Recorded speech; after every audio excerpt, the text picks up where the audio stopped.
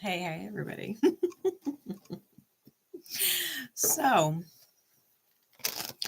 most of y'all did not anticipate this event to happen tonight. It was scheduled for tomorrow. However, I have time right now. My schedule got switched around, even though I'm the one that makes it. I'm the one that makes the schedule. It got switched around, and it's just needs, right? Those of you who are new don't know, but those of you who have been here know that I took a certain career path, ended up being the grand opener, management of my new store, and that I was going to be putting in a lot of hours. And if y'all have missed me, it's because I've literally put into back-to-back 55-hour weeks. This is my first day off in 13 days. And next week, I'm scheduled over 60 hours. I already know. The comments, Grace, don't work yourself to death. I'm well aware. I'm scheduled over 60 hours next week. I did get off on my son's birthday on Sunday, but I am going to be there a lot. I'm going to probably end up with about 67 to 70 hours by the time this week is done. Our grand opening was a huge success. We broke records in our market. We broke market records, okay? And I have 20 plus new staff that are still just trying to figure out what they're doing in the madness of it all. So wild success with the store, but it's requiring a lot of time and hours from me right now until we kind of get out of the grand opening chaos and hopefully just simmer down a bit. So we are here tonight because I have to open tomorrow morning. And because I commute 40 minutes and jump a time zone to get to work, I have to leave at 4 o'clock in the morning in order to get there by 6 a.m.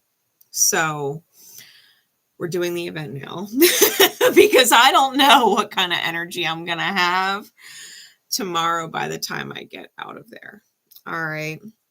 So we're going to handle a couple things in this moon event. Sometimes, and most preferably, I do 2 separate lives, one for the cosmic currency, which is the astrological breakdown of these transits, and a separate one for the secret code name readings. However, I don't necessarily have it in me at the moment to do 2 separate lives. So we're just going to be present and enjoy this time together.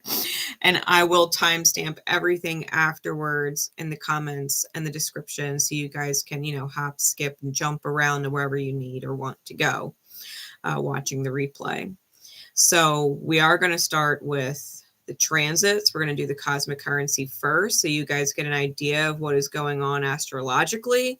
And then we are going to get into the secret code names. The secret code names are Terminatrix, Alabama, Josephine, and Love Doves. The theme of the secret code names is the cost of denial. Spirit guided me to that theme months and months and months ago. We're talking like back in January. Spirit guided me to all the different secret code name themes. So the cost of denial is this one. And to be fair, it is super fitting with the transits. So let me timestamp the cosmic currency so that people can skip the intro if they'd like. I love y'all very much, by the way. I appreciate y'all for being here and bearing with while my schedule's been insane. So full moon in Gemini. Y'all know I'm old school. I don't know how to do all that fancy screen share stuff. So full moon in Gemini. These are the transits we're looking at. It is going to be exact at 4:19 a.m. Central Standard Time, which is exactly the time I'll be leaving my house to go to work in the morning, and not a minute later, or I will be late. So, full moon in Gemini. The moon and sun in opposition, right? The sun and moon in opposition. If I can see on my camera correctly. They're in a T-square to Neptune. Neptune, which is super, super close to the North Node, right? As they're kind of closing in on each other. And when we're talking about our life force energy, which is the sun, and our ability to see potential in the long term, being opposed to the moon in Gemini, which really asks you to analyze your emotions and to, in a sense, feel through the data. It's hard for people to kind of face reality and continue to dream.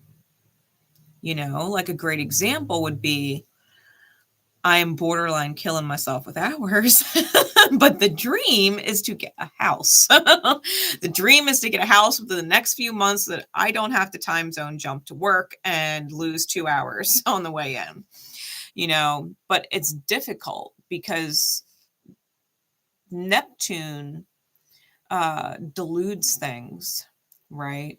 Neptune wants to either make things seem a whole lot better than they are, or make things a whole lot worse than what they really are, right? Neptune being the ruler of Pisces in the 12th house. The 12th house is the house of fears, right? The things that undo the self, undo the manifestations, and keep us kind of in this lockbox cycle of needing to rediscover the self over and over in different layers.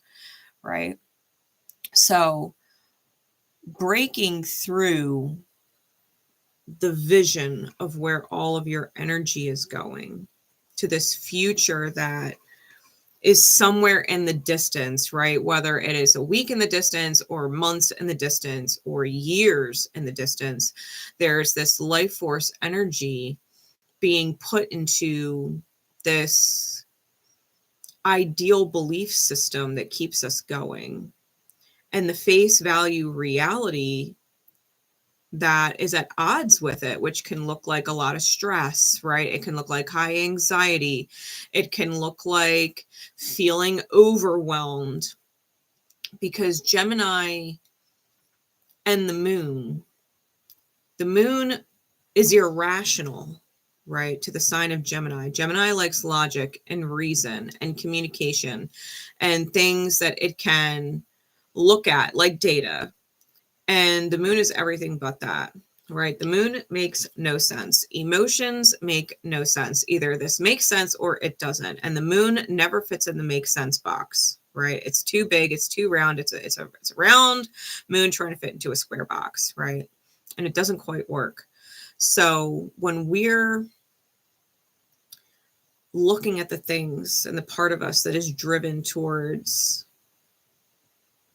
something that we want to achieve, that we don't necessarily know how we're going to achieve or when we're going to achieve it, but we're believing that we can, right? Sagittarius, the sun being in Sag, in the sign of beliefs and potential, right?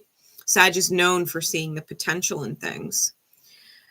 It's butted up against this emotional reality of, this is really a lot though, right? This is really a lot.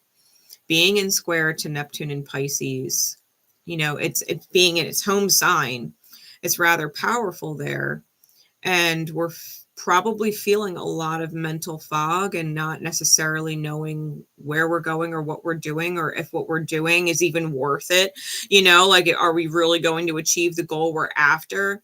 Are we going to end up Schitt's Creek? Are we going to crash out? You know, like, as a personal example, it would be as if I'm weighing on one side, you know, I can get my house, I can work really hard, it's just temporary, I can achieve my dream if I just stick it out. And the other part of me that's going, this is a fucking nightmare. Like, this is a nightmare. Am I going to crash out and have a meltdown and end up losing my job and everything I have?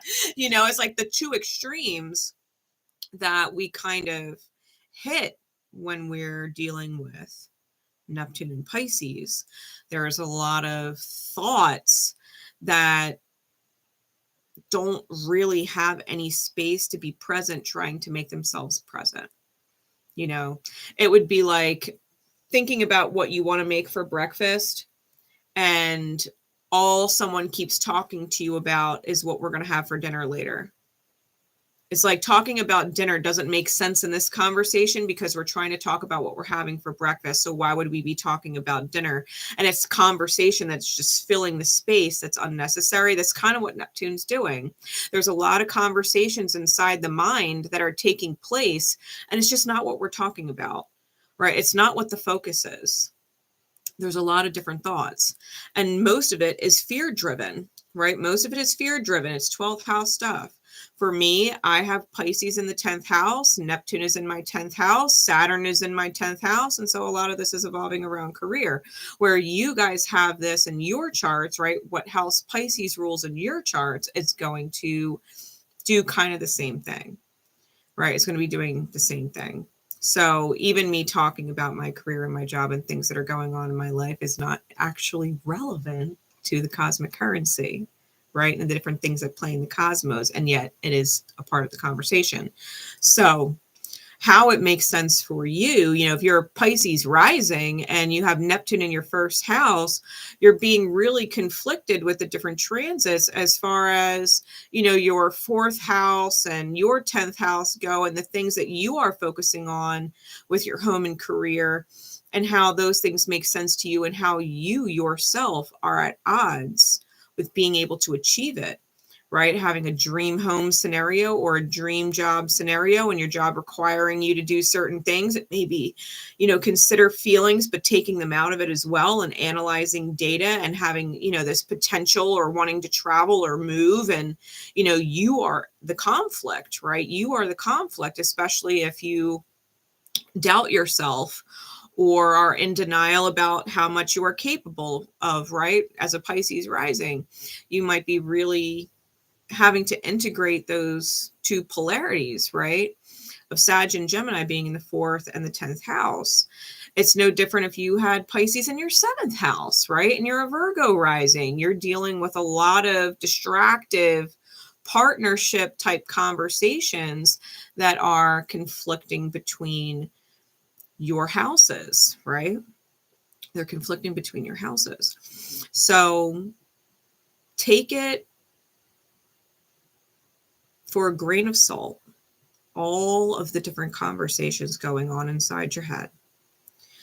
Other people are dealing with it too, not just you, right? So you have to imagine, like, not only are you dealing with all of this internal dialogue that's kind of muddled and unnecessary, and creating a lot of fog that's distracting you from what you actually need to do to achieve the dreams that you're after. But other people are dealing with the same thing. Other people are dealing with the same thing. They're in kind of a mental fog. They have these big goals and aspirations and these things that they want to reach, you know, these potentials that they want to reach. And yet they're dealing with these brick wall reality facts that they don't know how to integrate. You know, like, this is what I want. How do I get there? I don't know. And all of these distractive conversations come in to fill in the question marks, trying to answer, I don't know, and I want to know, what could it be, right? That's where all these distractions are coming from. Now, the other thing that we have going on with this transit, Venus down here is passing away from Pluto, but they're both still in opposition to Mars. Venus is making its way out of there, but Mars is retrograding, and it's going to be coming into a much tighter opposition to Pluto over the course of time, right? The next month. And so it's going to be a challenge to know that you are the leader of your life, and that the things you're doing, you are doing out of a sense of pride, because it's supposed to serve some greater purpose that you might not be aware of, right? A lot of these things that we're doing out of pride, Pluto is a planet of power. It's a planet of secrets. Hey, Story. Hey, Risa. Hi, Kelly. It's a planet of secrets. And so there's a lot of things collectively in the sign of Aquarius where we are being met with a certain amount of resistance, a certain amount of our own personal revolutions, right, within the self, that there are these great changes coming about and we don't necessarily see it. We don't necessarily see the change taking place. We just know that the events that are taking place are moving us towards a completely different self. And pride is the biggest factor, right? Having the courage to do certain things and push forward through certain things, because that's what being the leader of your life means, right? Or at least that is the belief system. And it is in trine, right? It is in trine to Mercury. We're thinking about the potential of ourselves and what we are truly capable of. And knowing that we can do it if we just apply action, right, Mars? If we just apply the actions. It's never comfortable with Pluto, right? Pluto and Mars in opposition can be really volatile.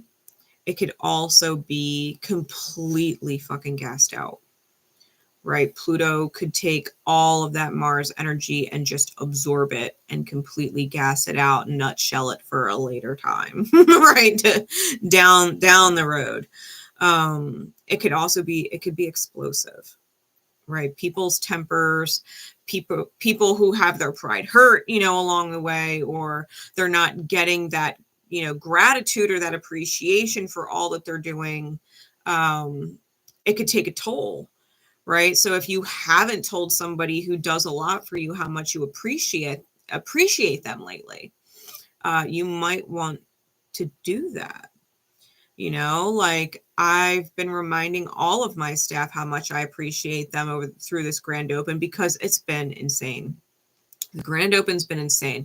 When I tell you we have had lines to and out the door within an hour of opening until within like 20 minutes of closing, and people are still like literally running through the parking lot to get in the door by 9 o'clock because we close. Like, it's been a lot. Oh, thanks, Kathy. Thank you. It's been a lot. And they've been putting in extra hours. They've been staying late. They've been getting off at 7 o'clock. That's their schedule. And we still have a line to the door, and they're sticking around, they're sticking around until it finally calms down enough that they can clock out. And I'm just reminding them, like, I'm really grateful for you, like, thank you for all that you're doing, because this would not be possible without the kind of energy and effort you're putting in. Even my higher ups are reaching out to me, like, thank you for all the hard work and time you're putting in. Like, thank you for all that you're doing. We know that it's a lot. It's crazy, and you're managing it. Like, thank you. It's just like, thank you for acknowledging me, because, otherwise I think I'd be going insane. I'd probably be going insane if that gratitude wasn't, and that recognition wasn't coming in, you know what I mean? So if you have people in your life who you value, make sure that you take that time and space to hold some gratitude for them, whether they're coworkers or friends or family or your children. If they've just been dealing with you, maybe they haven't been doing anything special, but they've just been dealing with you. And dealing with you in the state that you've been in might have been crazy for a while. Like, even my son is working with me now, and it's like, I don't know if I could do it without him. you know, like instead of being away from him for 60 plus hours a week, he's actually working with me and he's understanding so many things. Like, Mom, now I understand why you say you don't want to do fucking dishes when you get home. Because after standing there and closing and doing like 2 or 3 hours to help dish, you want to lose your fucking mind. You know, the last thing you do when you come home is wanting to do dishes. You just don't want to do it. It's like, fuck dishes, right? So he's developed this greater understanding of who I am and what I do, and I get to be present with him, and he knows that he's supported at this job, and you know, he's not kind of being thrown to the wolves without anybody knowing him personally and understanding what his needs are. You know, so there's been a lot of benefit with these transits, especially in the realm of children, because Leo rules the 5th house naturally. There's a lot of insight and a lot of goals that can be married together when you have certain people on your team. And there's a lot of things in the outer experience that are forcing those transformations, right? Pluto and Aquarius is that outer energy meeting the inner energy and how they run parallel. And the experiences that we're getting from the outer world, right? The people that we interact with, the places that we go, the things that we do, the traffic that we're dealing with, right? All of these different things affect who you are, what you're doing, and the people that you're closest to, and how you're pulling through it with those people is really being defined and empowered and changed, right, during this transit. I also want to note that, you know, Jupiter being in square to Saturn brings up a lot. Okay, it brings up a lot. I know for me, Gemini is in my 12th house. Jupiter is in my 12th house. It's all of my personal fears and self-doubts and undoings being challenged by my work environment and vice versa, right? Because Pisces, Saturn is in my 10th house right now. So where you are in your scheme of things, there's this huge challenge that brings things up to the surface for you to analyze and look at, right? Analyze and look at. We're talking about Jupiter and Gemini. And it's not necessarily great because Jupiter is its most uncomfortable in Gemini, right? It's Sag's planet and its opposite sign. And its co-ruler, right? Pisces, Jupiter was the original ruler of Pisces before Neptune, is in square to Gemini. It is the most uncomfortable there. And it does feel like bad luck or a lot of bad facts, right? Or harsh analytics, right? Harsh data that is being processed through. And as the moon was coming up to it the other day, I was feeling through it, right? I was hardcore feeling through it. Jupiter is retrograding towards my Lilith Chiron conjunction. And with the moon popping into my 12th house, it was like a huge breakdown moment where I had to face the fact, right, that I feel completely unworthy of achievement, right? That I feel like I can't achieve anything. And being the moon, I was dredging up things concerning my mother, who told me throughout my life that I would fail at everything, right? And so I've been combating that programming a lot of my life, and it was coming up. I started journaling, which writing, right? Gemini, writing helps. Writing helps. I picked up my journal for the first time in about a year, if not over a year. It's been at least a year. The last date I saw in there was like August 2023. So I don't write often. It's not my strong suit. But when I was reading back through my previous entries, you know what I mean? And feeling where I was like, damn it, Grace, like this is the pattern, right? Analyzing feelings. This is the pattern that keeps showing up in all of your writings, right? Feeling incapable, feeling unworthy, feeling unseen, wondering if you're enough, if you're doing enough, if you're going to amount to enough, if enough and not being enough means you're a failure. Like all of these different things were coming up, and I just ugly cried for like 2 hours, you know, but I had to process through those things. And this kind of full moon energy is exactly what it's kind of asking you to do, though. Like, Analyze it, feel it, analyze it. Don't let it distract you and take you from your goals, though, right? All of that Neptunian energy, that Piscean energy, is demanding analysis so that you no longer get distracted by it. Let yourself feel through things. Uranus being in quincunx to the sun, it's a wild card. It's a wild card. Things can go wildly in your favor or wildly out of control. Uranus and Taurus deals with finances and things like that. Sag deals with travel. It's why I'm not fucking speeding on my way to work. And I'm leaving at a decent hour so that I don't feel like I have to, you know, because things can come up and it's financial wild card energy. You know, those of you who deal with crypto and stocks probably have seen the ups and down roller coasters over the last few weeks and all of those things. And it's remembering that things level out and not getting disheartened by the reality, right? The facts of the reality that don't look so great because we're dealing with an opposition. Right? The facts of the reality don't look so great, but we're dealing with serious oppositions. It's going to be grossly different in about a year and a half, 2 years. You know, it's a matter of patience, right? Slow and steady wins the race. It's Taurus. Uranus is erratic and can even panic, you know, when things don't look like they're aligned. So just keep it in mind, guys.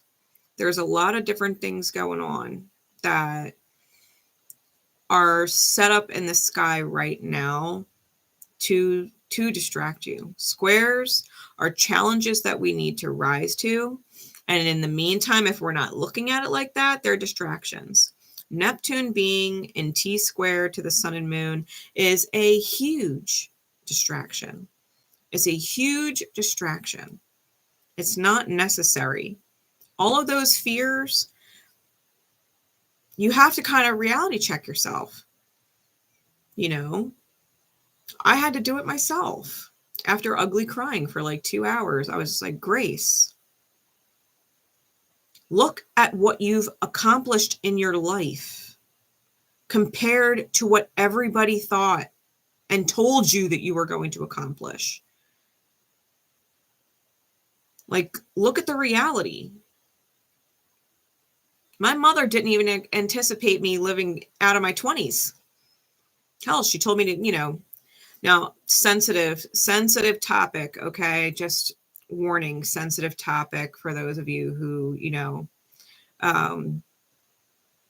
could just be sensitive to it. Okay. You could fast forward and skip through, you know, like 60 seconds. My mother, from the time I was 18 years old,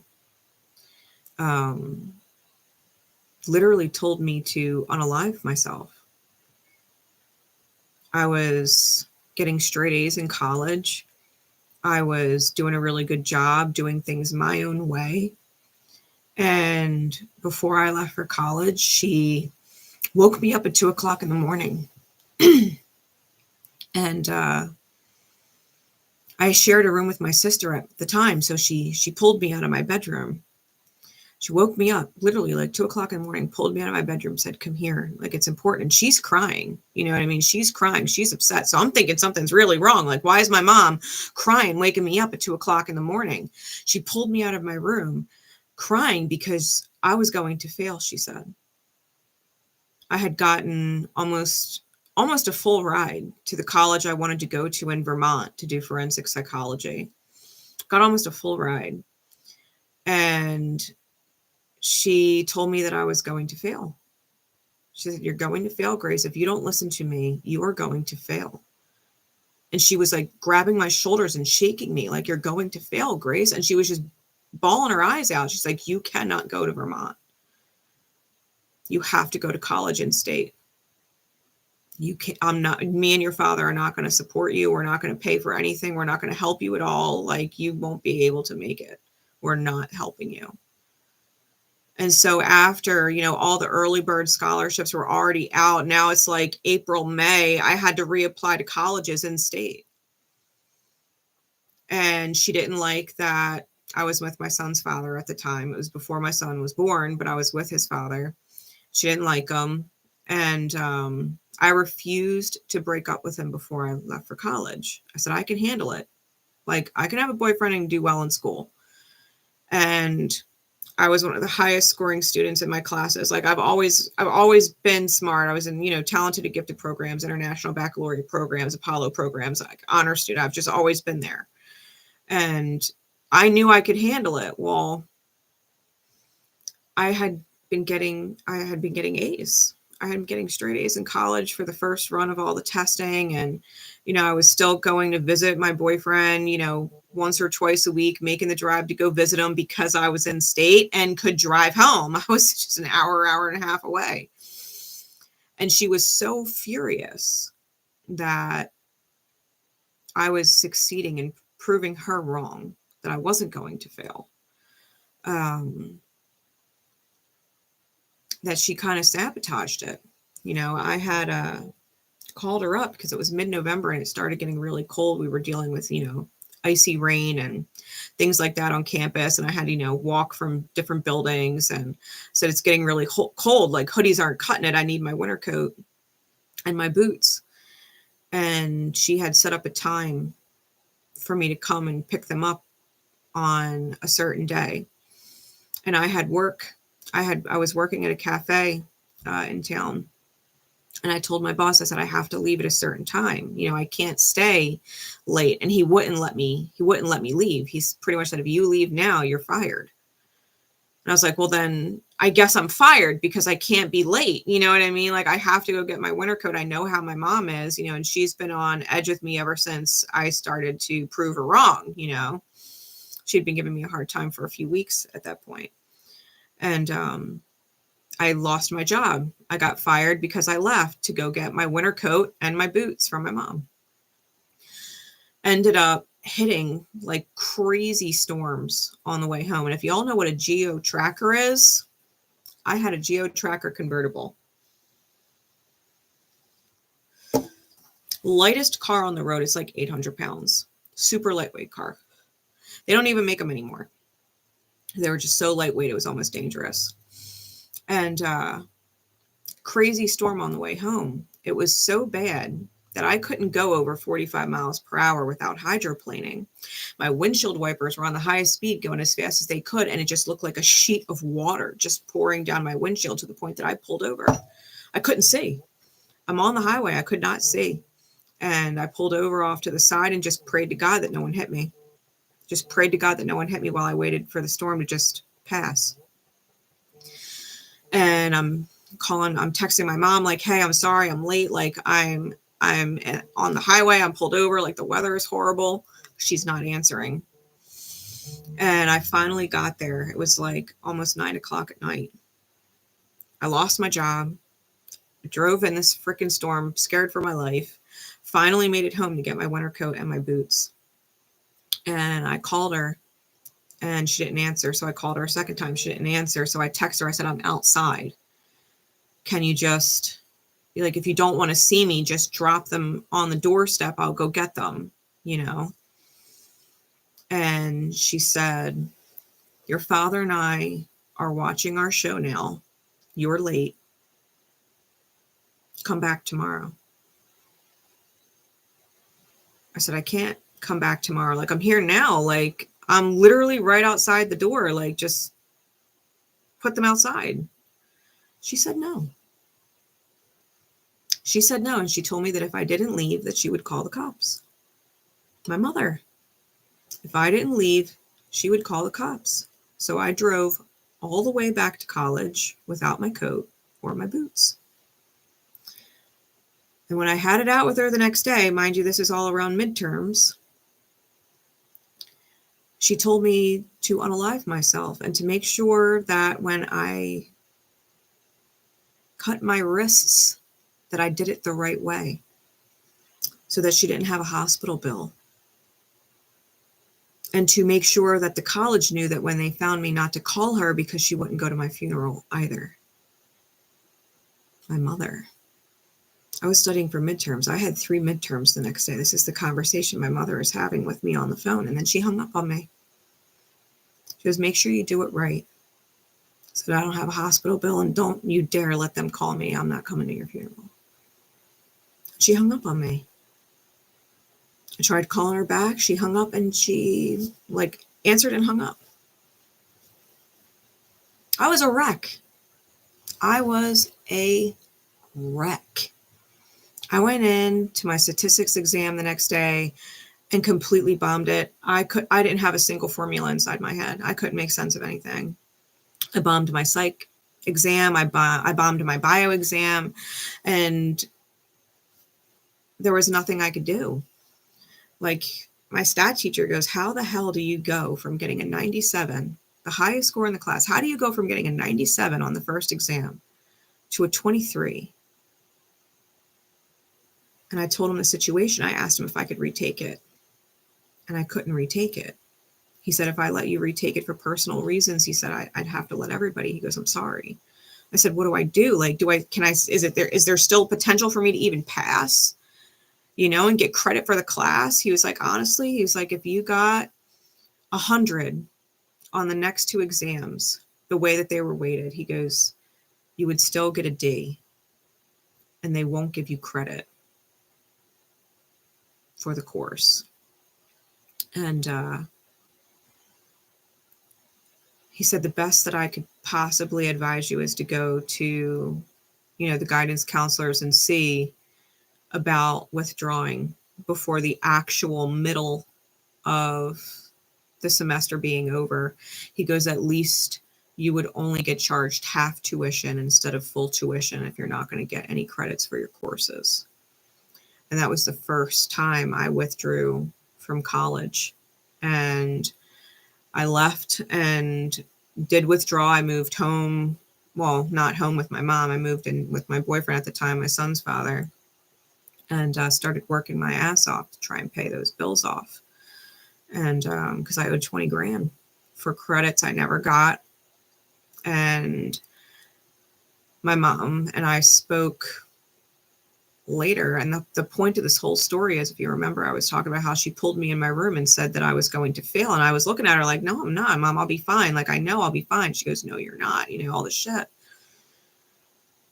She calls me and she goes, I told you you would fail if you didn't listen to me. I said, what are you talking about? She goes, I told you to be there at 6 a.m. or 6 p.m. and you were late.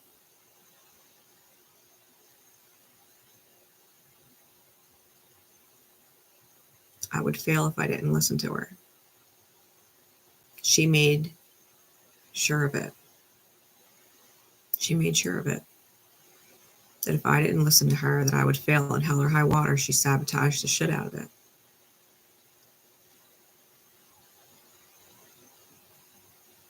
And I think that I guess the purpose of me telling this story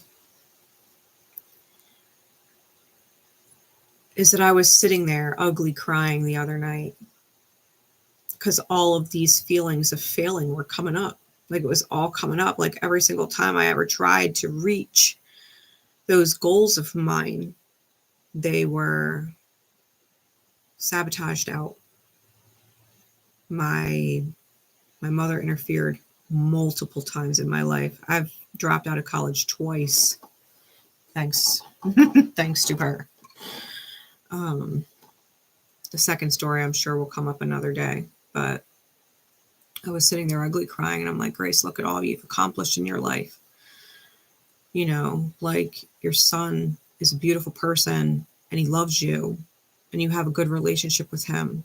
You're living on your own without being codependent or supported by an alcoholic or an abusive partner. You're supporting yourself and your life.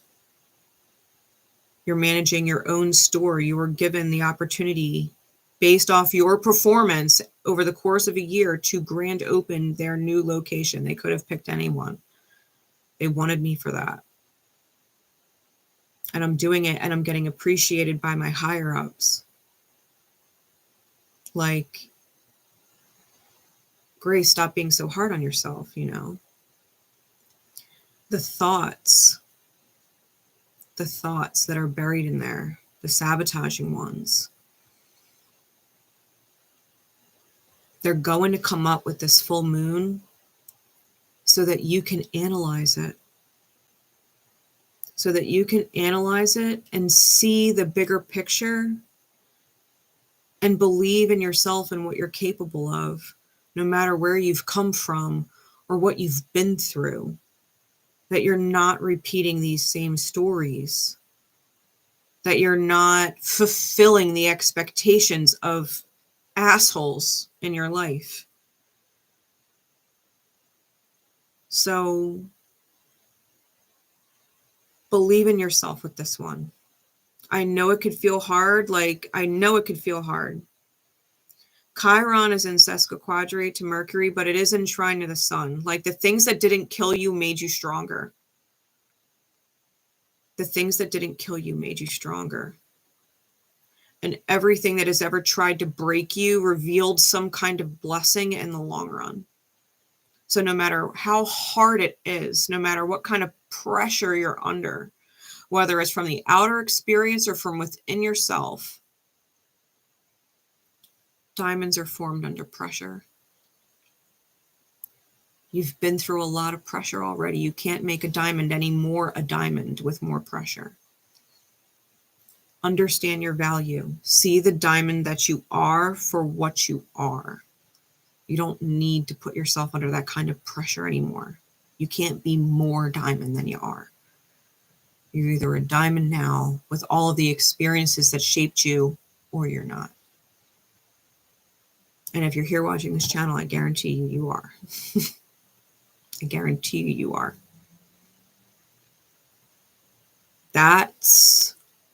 I hope that makes sense, that is the story of the energy within this moon, this full moon in Gemini.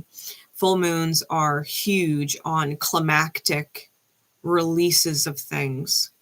And this one is about delusion and fear and the things in your psyche, inside your subconscious, that keep you from reaching those big goals, that keep you from seeing your true potential manifest and live out. So you've got this. You've got this. Yeah. Virgo's a rough house to have stelliums in. So is the 6th house in general. Yeah, you lost when you were 10. Yeah, it's hard, man. It's hard. It's not easy. Like, some people, I give them so much credit for the alignments and the placements that they have. Like 6th house stelliums, Virgo stelliums, like Virgo and the 6th house in particular, it's ruled by Virgo. The 6th house is, the house of health and service, but that's the light and fluffy way of putting it. It's also the sign of bad fortune and the sign of enslavement and the house of ridicule and feeling like you're trapped. It's where a lot of our stress comes from. And people who have stelliums in Virgo and the 6th house, I mean, that's a life experience right there. That is a life experience right there. And because Virgo is a, vestigial virgin is what she represents, a lot of this you do alone without anybody else's help. Virgo didn't have the partner to help her through things. Virgo, being a virgin symbol, does a lot of the work they do solo. It's not that people aren't there along the way. It just means the work itself doesn't have another active participant more often than not, So my love and support are with you through all of this stuff. I know that it's not easy. Even me being self-aware and able to kind of rain check myself and understand, you know, the different alignments that are going on out there, and put it into perspective for myself and say, okay, you know, Grace, redirect. This is what these alignments and placements are doing. Like, I can't imagine what it must be like for people who don't know or have that kind of knowledge or aren't looking to understand it with astrologers like myself and others, you know, who are not self-aware and just don't look in the mirror ever as is. They're just completely defaulting, you know, on life and trauma, and they don't know how to kind of rein it in and take control of themselves. I can't imagine how hard it must be for people who don't know and understand, you know, what all of these processes are and what they're doing, you know. So if you're here, like, you are not your trauma, and you're not your past, and you are capable of those things that you want to achieve in this life, and who you believe that you are, not what other people believe that you are, but who you believe you are. You are capable of those great things, and you don't have to stand in your way with fears from someone else that were put on you. Like, here, this is my bullshit, and I'm going to give it to you and project it at you and make you believe it. Like, all of that, like how I see the mirror now in hindsight, like, I cannot imagine what it must have been like to be my mother. The mirror of it all. The conversations with the divine that she had with herself as she projected things at me. I can't take that personal. And I hope that the people in your life who tried to make you feel less than, or make you feel like them so that they didn't feel alone, or they didn't feel inadequate in some way, like, I hope you override that with this moon. I hope this moon, this full moon in Gemini, really allows you to analyze the things that you're feeling, and the data, and who it's coming from, and what your real beliefs are, and what the bullshit is. Because, yeah, a lot of the bullshit is the inner dialogue, right? That inner fog, but there's a lot of bullshit from outside sources too. Like, if you've got Pisces in the 7th house, you're dealing with so much bullshit from other people. It's like the distraction is other people. The distraction is literally other people from your goals. People interfering in your time. People interfering in what you want to get done. Wasting your energy, wasting your emotional and mental faculties, right? Your social meter just fucking tanking, you know, like, it's other people. And you really need to take that time to just kind of focus on yourself and do the things that you need to do for you, whether it's feeling good about your laundry getting done, or feeling good about taking a shower, or feeling good about, you know, getting your hair cut, or feeling good about, you know, organizing your purse, and because it's been loaded with shit over the course of the last few months and you just haven't cleaned your purse out in a while, you know, like, feel good about the things that you could do for yourself and not let the overwhelm of other people kind of interfere with what you're doing, you know. So that is the cosmic currency. And I hope it helps. I hope it helps put some things into perspective for you, and help you feel like you are not alone in the processing of your demons, because we all got them. We all got them. And we're all working through it. All working through it. Okay? You're not alone. So, with that, we are going to get into the secret code names. Again, they are Terminatrix, Alabama, Josephine, and Love Doves. If one of those secret code names stands out to you, chances are there is a message in there for you. For those of you who are not aware of what the secret code name readings are, they are purchased by individuals. and it is their personal reading. The secret code name is so that they know what reading is theirs, but no one else does. But you can resonate and be drawn to one, right? One of the secret code names might stand out to you or pop out to you or hit you a little different. And you're like, I don't know, something about that secret code name. I'm going to listen to it, you know, and there's something in there for you because we're all connected, right? We're all connected in this thing called soul family. And you might be going through a similar energy to the person whose secret code name it is, right? So we are going to start with Terminatrix. The 2 decks I'm using a new deck, and I thought it was fitting for this event because it's very, very 12th house Neptunian. It's called Midnight Magic, a tarot deck of mushrooms. And my Divine Conversations deck. All right, it is a handmade deck that I created with different channeled messages from Spirit to kind of bring things into your awareness, right? Little messages the Spirit wants to give you. So, with that, this deck is so pretty, by the way. You're going to see these cards.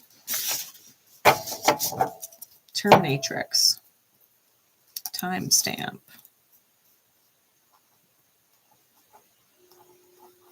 All right, Terminatrix.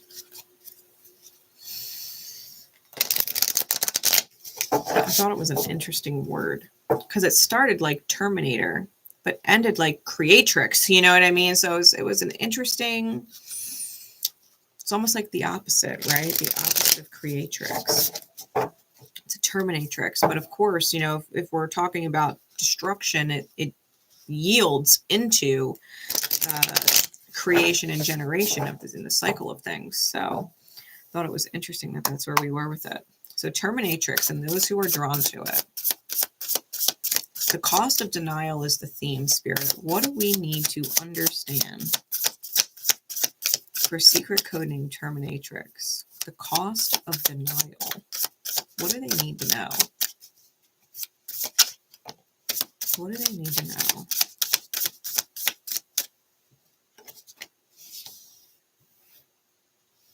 I've got the 4 of Pentacles, the King Oyster, the Chariot, Conifer Cone Cap, and Death, the Destroying Angel Mushroom. Give me some clarities, please.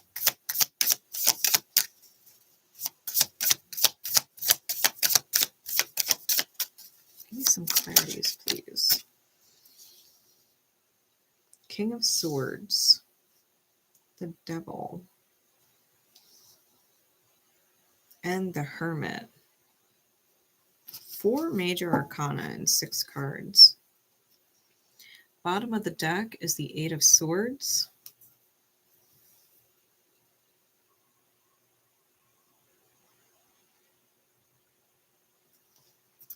And the top of the deck is the 8 of Wands.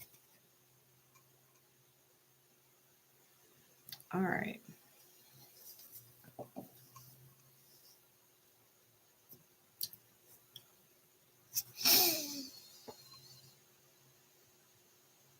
I think that you are well aware of the fact,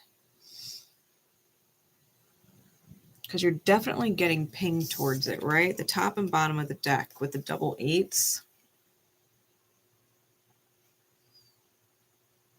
You're getting those pings that something stinks. I mean, you could see that 8 of Swords, that magic, that mushroom here. It stinks and it attracts flies, right? It attracts flies.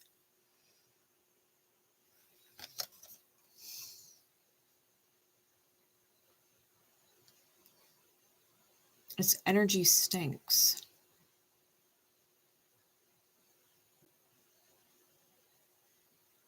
Flies always remind me of spiritual spies.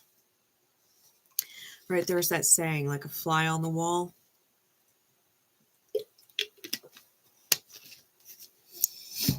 And it's almost like having a spiritual stalker that wants to interfere, be a part of your energy space.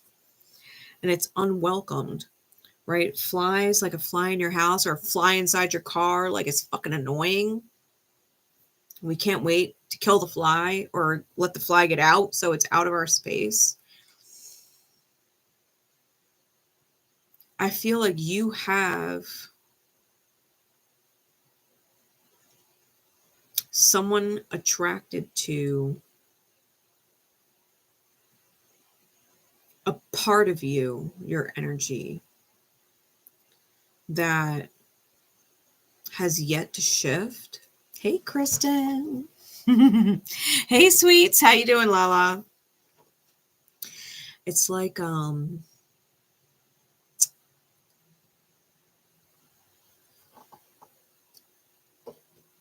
for example, I went on this huge rant, right, about how my mother kind of left this projection on me, right, that I would fail. It's almost like it's like there's this person at my job, and they're a really good employee. We are way different, and we don't necessarily connect, right? And she's one of my AGMs. We don't necessarily connect on that personal vibe level, but she's really good at her job. She is really good at what she does. She's dedicated and puts in effort. I greatly appreciate her for those things. But there's something that doesn't land, you know, in understanding and communication between the two of us, and things get missed inside the realm of intention, right, and holding space.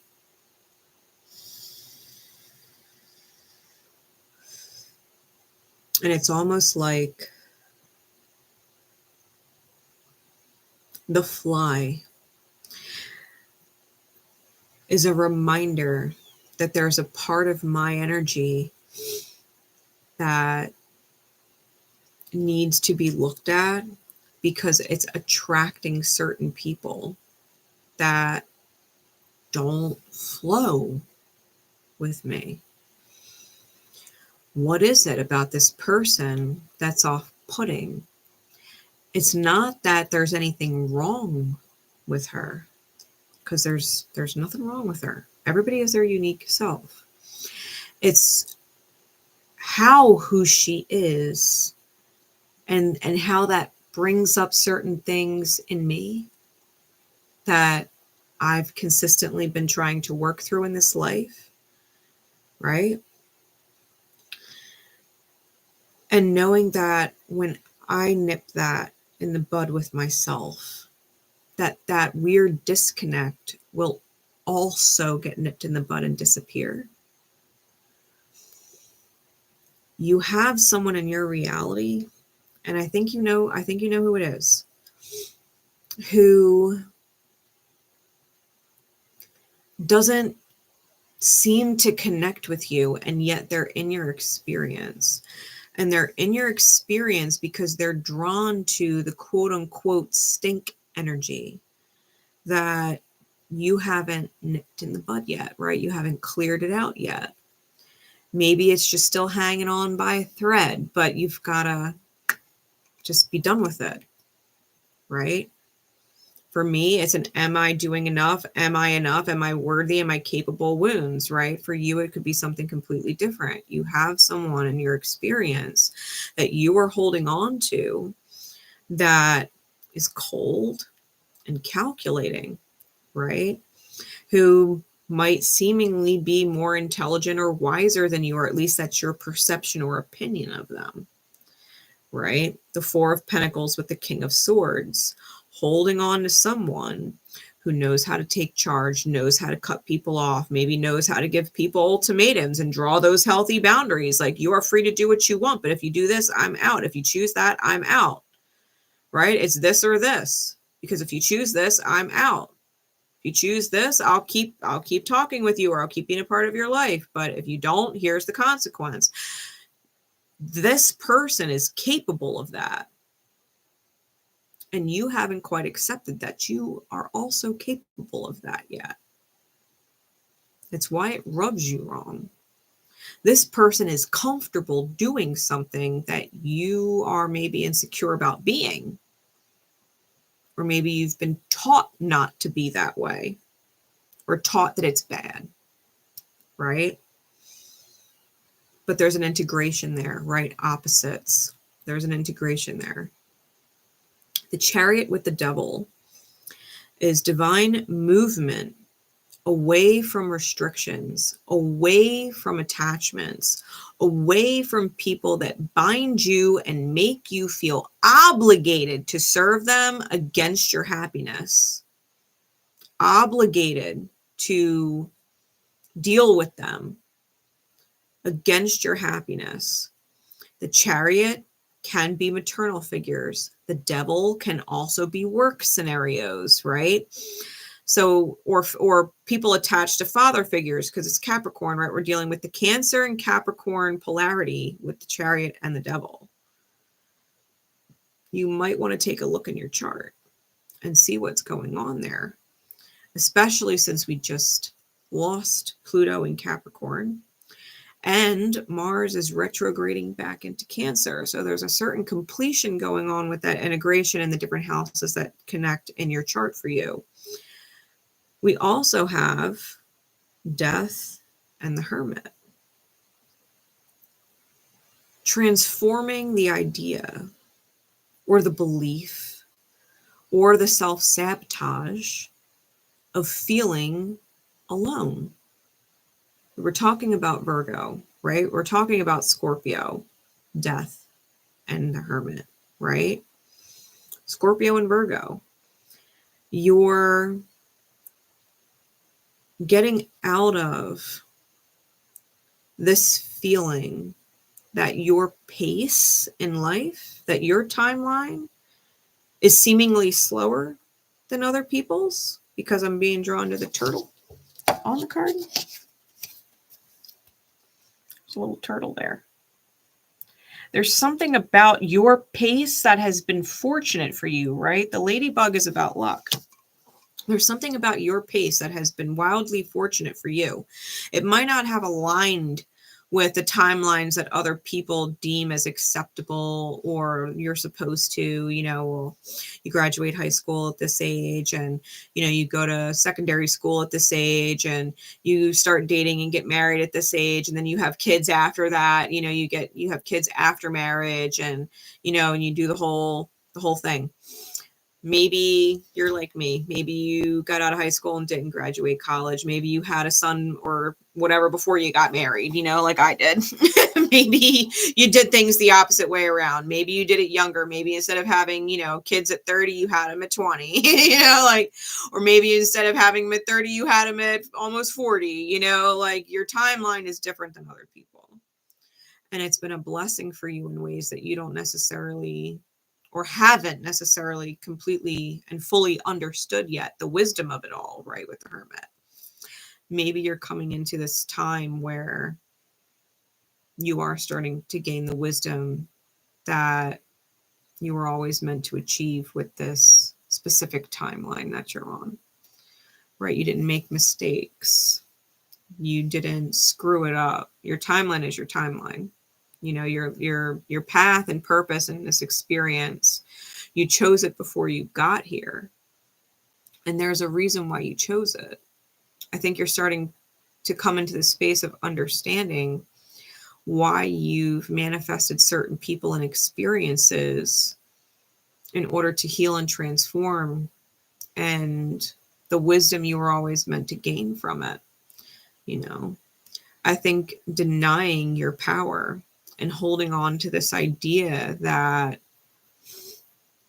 other people have the answers and you don't, I think that's been what's causing you potentially the most stagnation, or the stink, so to speak, right? It's been causing that 8 of Swords energy, that feeling trapped, like I don't know what to do, when you do.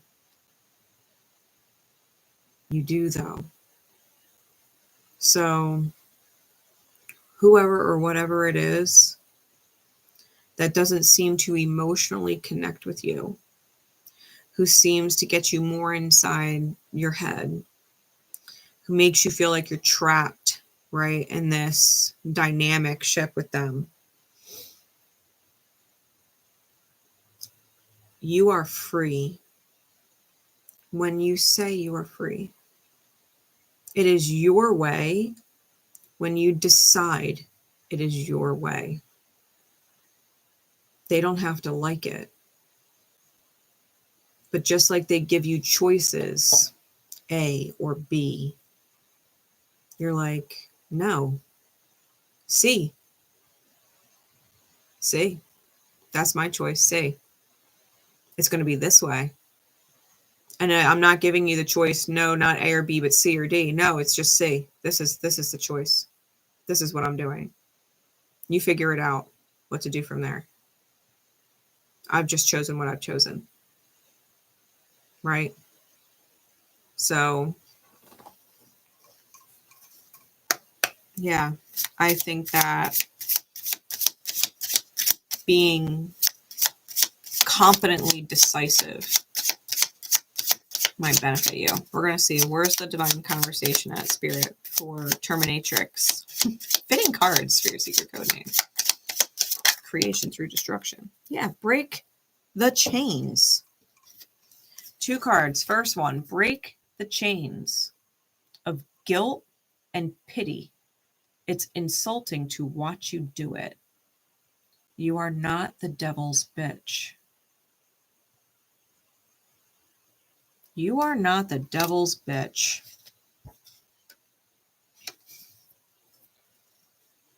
Spirit says, I still love you.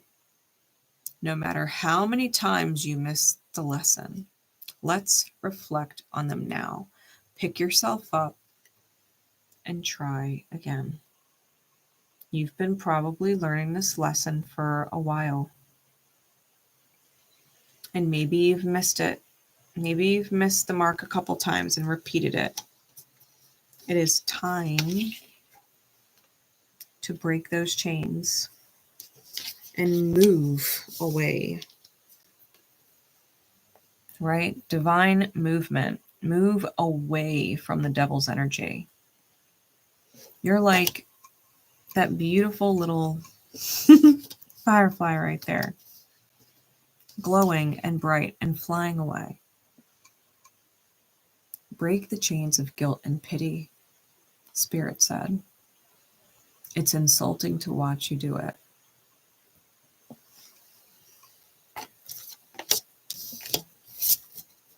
You have strength you have to tap into.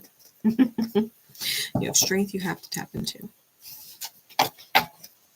Or don't. It's up to you. You got free will choice. You can repeat the lesson again if you want. You know what I mean?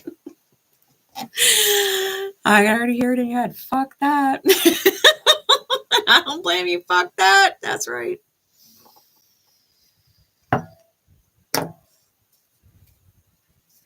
Fuck all that.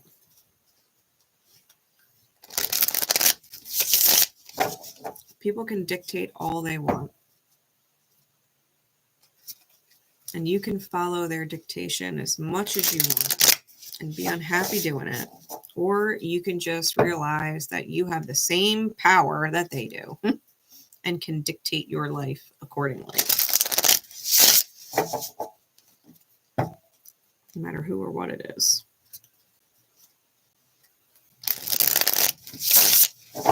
All right. Moving on. Secret code name Alabama. Alabama. I got that secret code name. Let me timestamp this first before I get too far off and I got to go hunting for timestamps.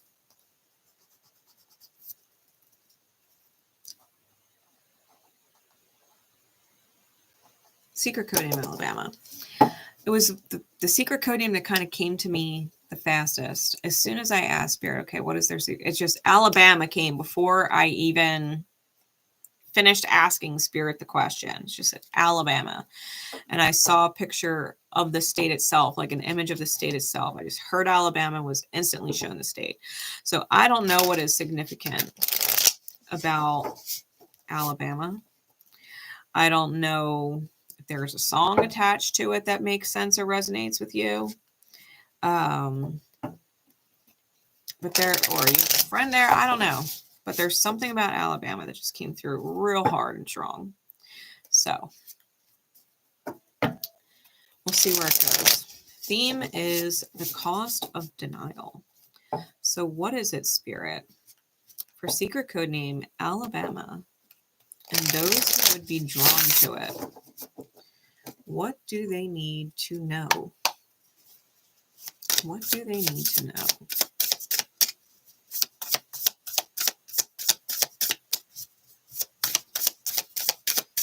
With this full moon in Gemini.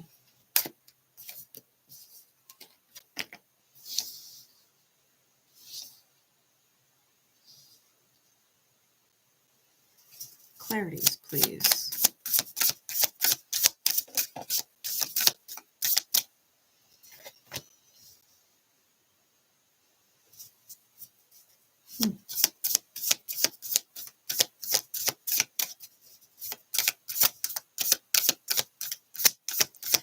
That's interesting. I'll explain in a second. Give me 2 more clarities, please. 4, 3.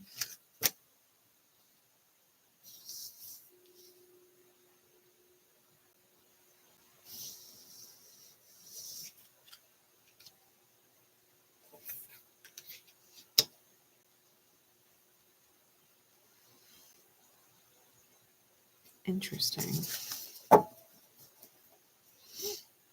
Bottom of the deck is the 7 of Wands, the eternal light mushroom.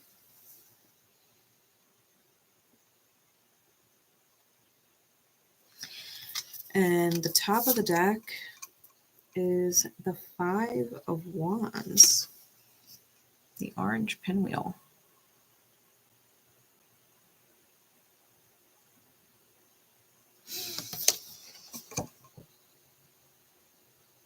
Okay. With the 5 of Wands and the 7 of Wands being the top and bottom of your deck.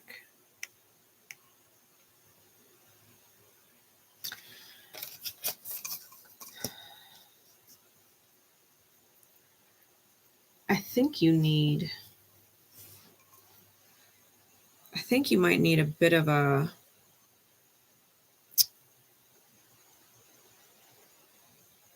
retreat, because the 7 of Wands is all about self-defense, like spiritual defense, right? Standing up for the self. And the 5 of Wands is about internal conflict and being at war with other people spiritually, right? Not necessarily outright arguments, although it can be, but energetic disagreements, right?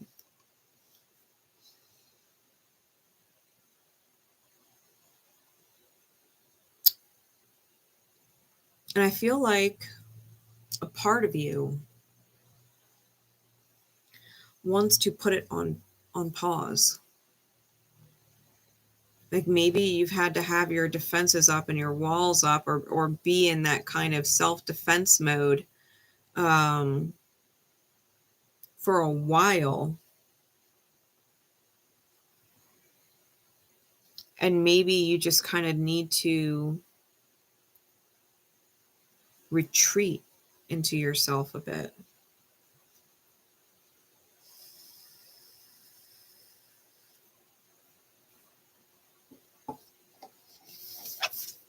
The first 2 cards out, I've got the King of Wands and the 5 of Pentacles. And I think it's interesting because the King of Wands is the wine cap. And the 5 of Pentacles is the Devil's Cigar. That's the name of the mushrooms.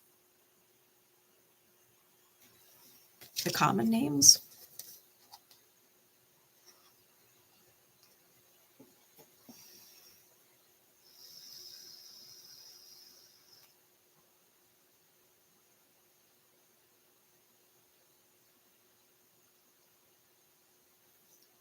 And I can't help I can't help but feel the energy of someone who, like, you get that visual of someone sitting in a high-end, I can't even say a bar, but it's almost like a VIP type thing, sitting there sipping on $200 wine, smoking cigars, laughing about power and the smallness of people.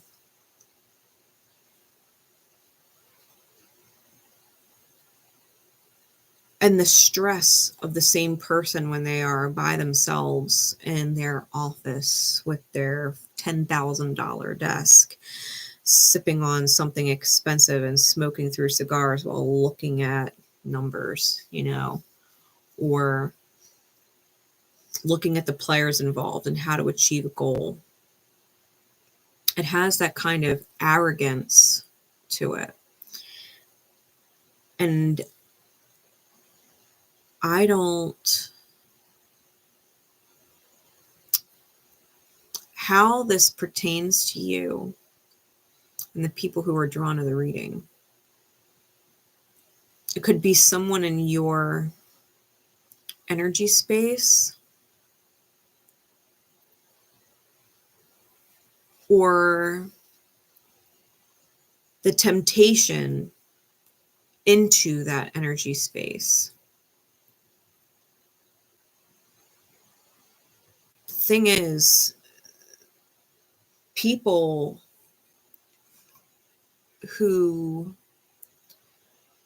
thrive off of control and power over people in a not so light way tend to have very deep spiritual holes of lack or fear of poverty or inferiority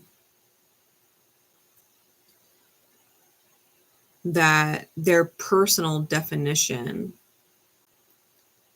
gets attached to the power and control that they hold.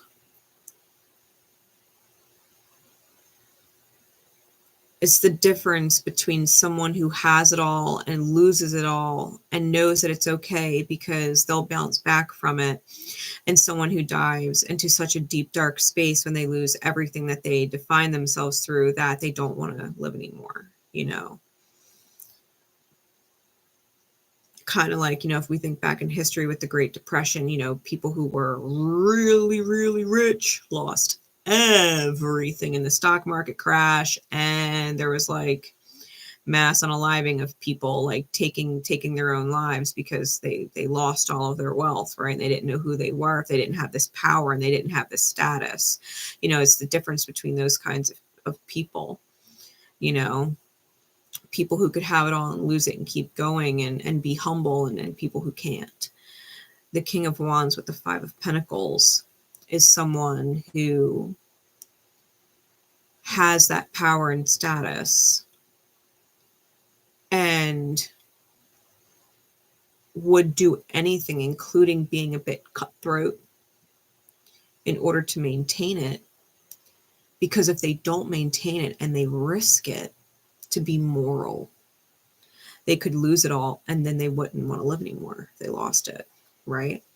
And so they're do whatever it takes to maintain power, status, and control so that they don't have to figure out who they are. The next two cards are the Queen of Pentacles, the elegant Earth Star mushroom, with the Four of Pentacles, the King Oyster in reverse.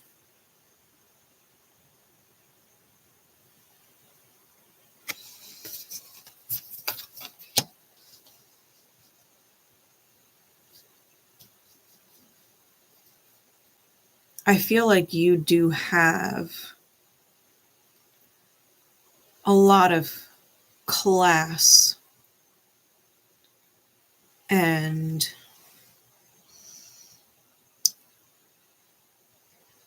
respect for yourself.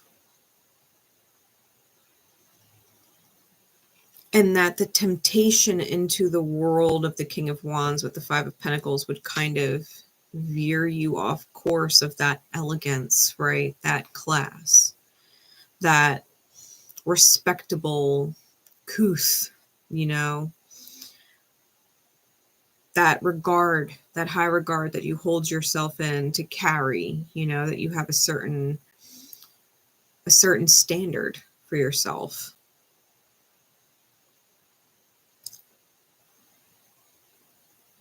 I think that you have to be mindful of the company you keep. Maybe it's a very long-winded way of saying I think you have to mind the company that you keep. Because even if they come off like they are like you, with elegance and class, and they hold themselves to a respectable standard,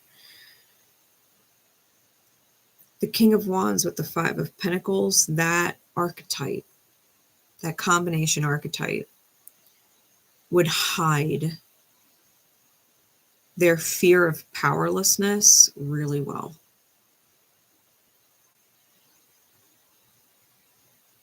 They would come off more like you. It's what's buried deep in there that you might not see. So I said that Five of Wands, like you're at spiritual war inside your reality, and your spiritual guard is up, and you might need to retreat.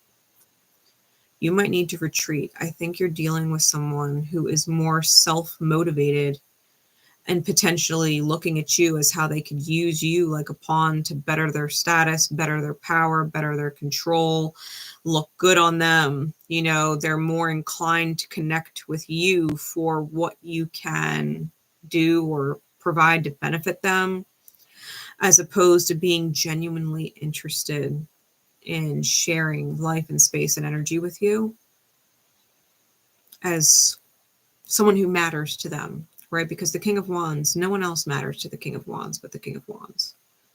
Especially with the Five of Pentacles.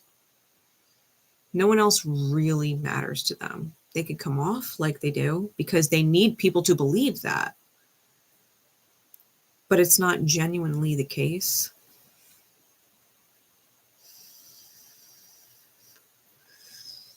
The last cards are the Hermit, clarified by the Chariot, with the Eight of Wands.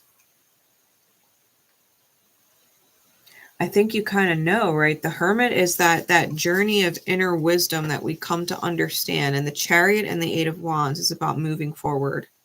Having that ping from spirit to move forward. Something in your gut is pinging off a red flag or two. Like something's just not quite right. And making the excuses to keep someone around, especially if they could maybe benefit you in some way or look good on you in some way. Like that's that person's energy kind of mingling and interfering with yours, that you're kind of empathically picking up like a sponge their tendencies. And if you think that you can ignore the pings to move away from this person or not end up dropping a healthy boundary or forgetting to trust yourself, right? Reasoning your way into why you should keep someone closer than you really should. I think that you would be tempted into the realm of the King of Wands with the Five of Pentacles and put yourself in a place where you're afraid to lose status and power when you lose this individual later, right? That fear would come down the road if you were to continue moving down the path with this particular person. You are elegant and they are arrogant. And there's a difference, you know, between holding yourself to a high standard and high regard and needing to use people for power, control, and status. And I think that whoever is in your experience or soon to be coming into your experience, right? If they aren't there yet, you'll know who they are. You will know who they are. Maybe they have a Southern accent from Alabama. Who the hell knows? But I would be mindful of the company that you keep and who kind of floats into your your energy sphere and why you keep them there against your intuition, right? If your intuition is paying off, I highly recommend heeding your intuition. What is the divine conversation spirit would like to have with you, right? Because this is the cost of denial. If you deny your intuition and what you're feeling to move forward from this person, I think that there would be a cost, right? That there would be some kind of cost attached, some kind of price to pay for not listening to it, right? Mm-hmm.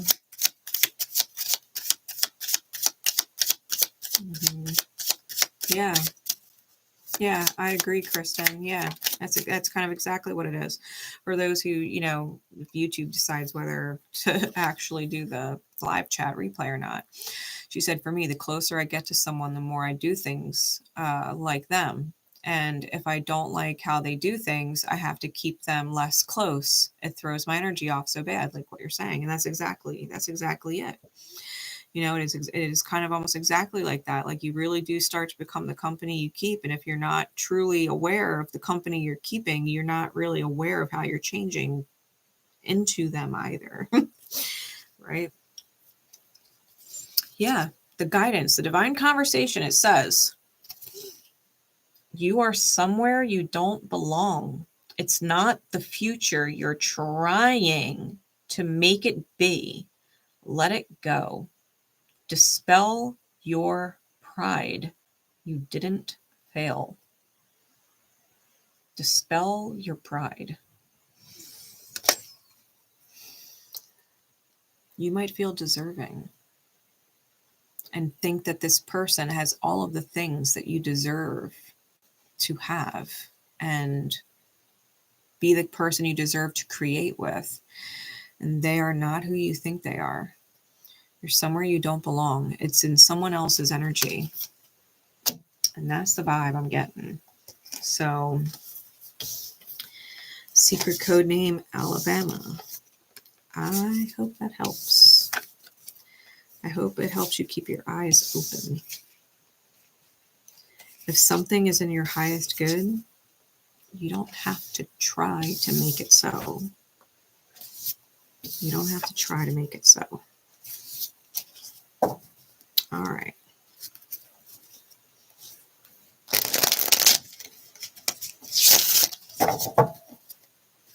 Moving on. Secret code name, Josephine.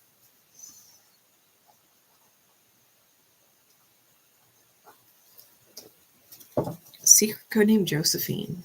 And those who are drawn to the secret code name, I was flashed an image by Josephine Wall. Matter of fact, bear with. I'm going to check real quick because I have a deck by Angela Hartfield, but all the artwork is by Josephine Wall. And she's got a lot of artwork. A lot. So I don't know if it's in here. But if it is, I'm willing to take the time to find it right now.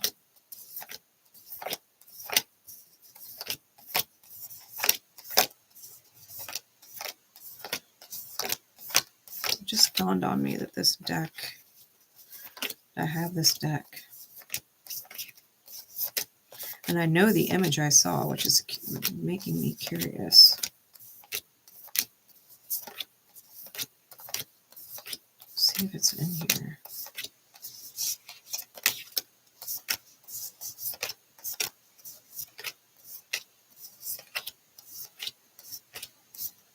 Oh, interesting. The image I sent you, the secret code name, the person whose secret code name says, that was an image unique to you. I would meditate on that and see what kind of vibes you get. Because it's not actually on one of these cards. But if you're not familiar with this deck, obviously it came out for a reason. You might want to check it out. It is the Whispers of Love deck by Angela Hartfield. All the artwork is by Josephine Wall.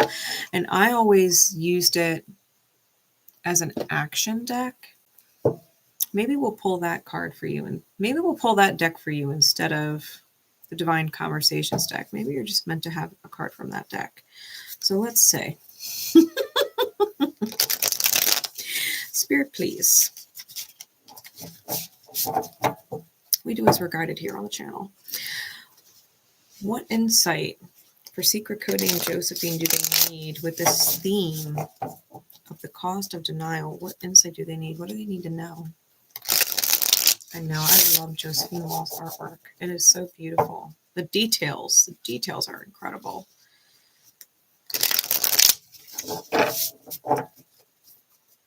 One more shuffle.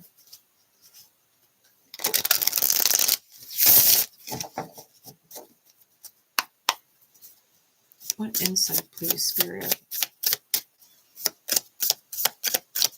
Secret code name Josephine. We got the sun. You could feel all the passion in every stroke she puts on her work.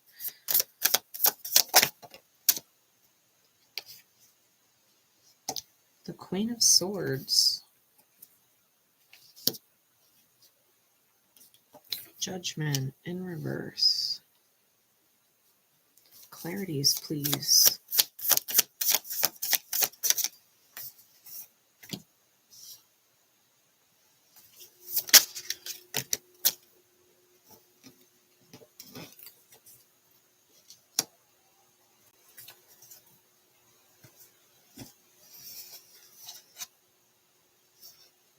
Sidebar, 6 of Cups, 6 of Pentacles, and the 5 of Cups came out.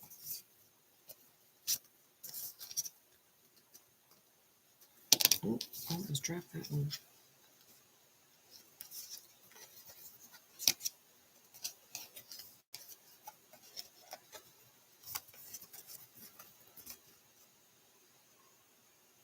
It was like way extra clarity. 6 of Cups, 6 of Pentacles, 5 of Cups. Pixies, Parasol, the Prince, and Inkstain Bullet.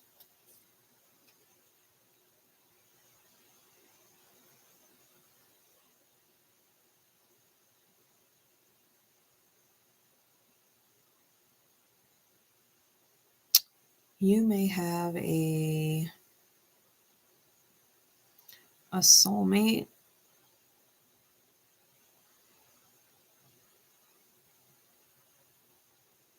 who is kind of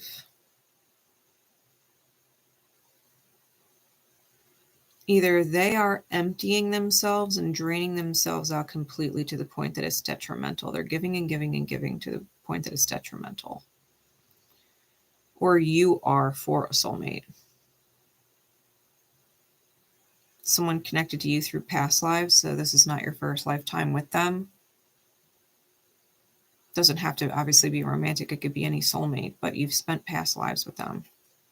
They're here with you in this life, and either you're doing that to them, draining yourself out to your detriment, giving and giving and giving to where you have nothing left, or you need to be aware of the fact that a soulmate in your life is doing that with someone else, right? And they're dealing with some really heavy, depressed emotions, and maybe they're hiding it, right? Maybe they're hiding it, but they're dealing with deep depression with how much they're giving and giving to their own detriment. They might not be talking about it. Okay. That was just like a little sidebar note. Bottom of the deck, we have the 9 of Cups, the Water Club mushroom, and then on the top, the Lovers,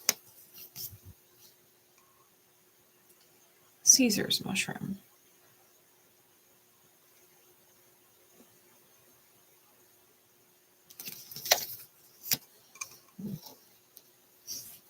I see your comment, Kathy. I'll get there in a second. I will get there.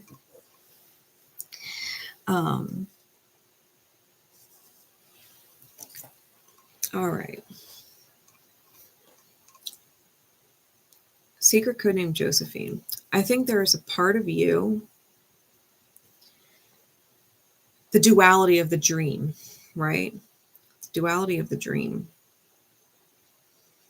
Lovers can be Gemini. It's mercurial.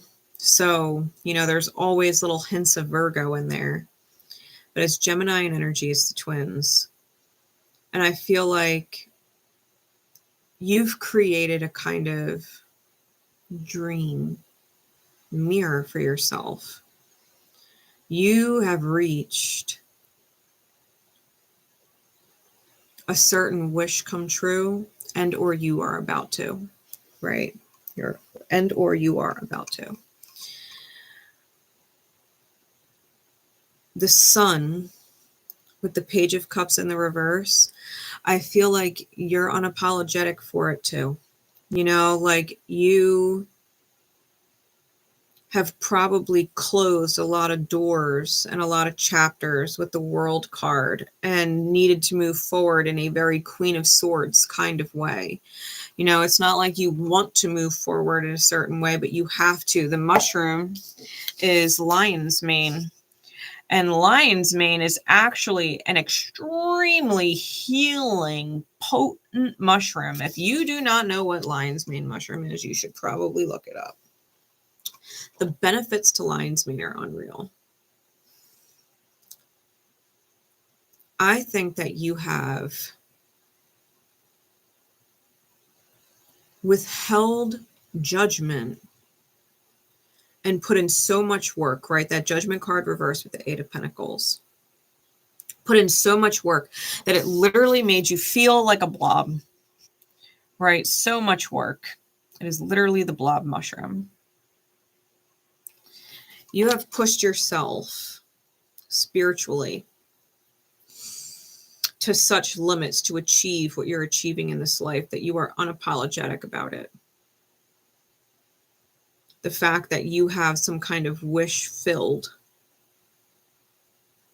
that other people probably strive for and wish for and have not yet achieved. Like you've actually gone through the catalytic process of going from the caterpillar through the mush and becoming the butterfly,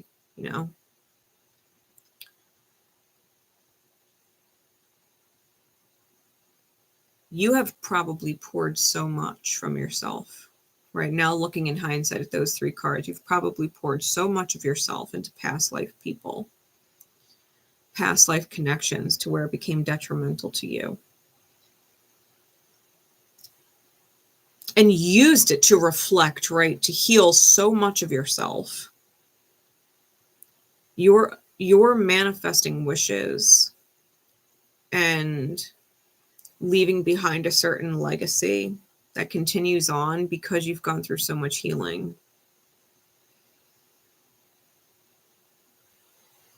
I think the time that you've spent having to be or flip that switch into cold, right? Where you feel so deeply about certain things, unapologetically brilliant in your light, right? Unapologetically yourself, unapologetically generous, right? Between the Sun and the Queen of Swords being the lion's mane, there's a lot of Leo energy there. Being unapologetically your big-hearted self. When you have to switch that to cold, I think that cycle is coming to a close, right, with the World card. I think you are well aware of the fact that as much of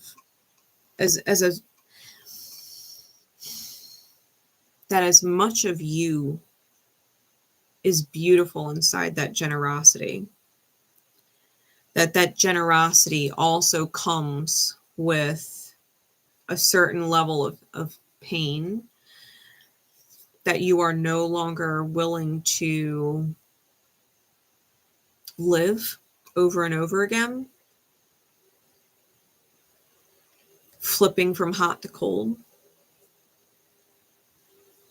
having the beautiful waterfall and having to turn off the faucet and it's not a beautiful waterfall anymore.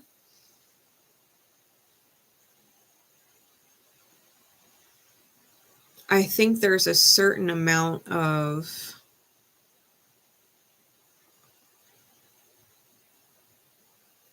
knowing that the well is running dry before it goes dry.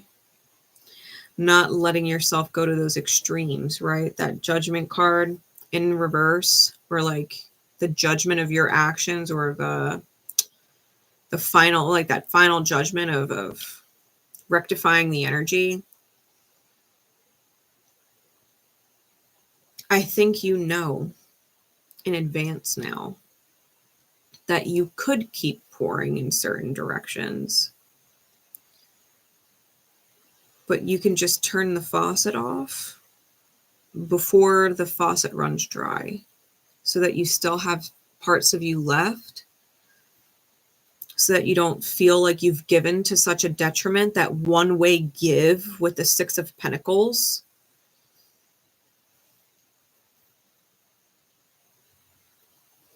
I definitely feel like you're getting a return on a lot of what you've given. Some kind of spiritual, hey, I saw that you gave and now I'm acknowledging it and returning it to you in the form of some kind of blessing or some kind of wish fulfilled. I think you've made certain choices in your life to be spiritually beautiful despite spiritual ugliness.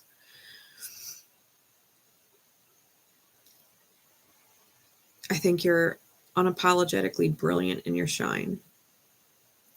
And you know how beautiful that shine is, right? You know how beautiful that shine is. And everybody just can't take it until there's no shine left. Like, that's not fair. I think there's revelation. I think that there's acknowledgement of the storms of life and the certain personalities that cause those storms. You know, I'm getting that imagery of like how two different atmospheric pressures and temperatures can mix and it creates like tornadoes and hurricanes and all the different crazy storms of life. And it's almost like, you know, how your energy starts to mix with someone else. And it's almost like letting the storms go or the currents go in two different directions so that they don't have to have this crazy clash or destruction of the self involved, you know. That you know you're bright and you know you're smart and you're not anybody's fool and you're not going to be made to feel like one. Right? You're not going to be made to feel like one. I think that you found a lot of beautiful restriction. Divine order, if you would have it, right? The World card is Saturn. It's fixed sign energy. It's Capricorn energy. I think that you've found a nice space that you can feel comfortable in being yourself and restricting it with and restricting it with order. Restricting it with order. It just can't flow out too empty, you know.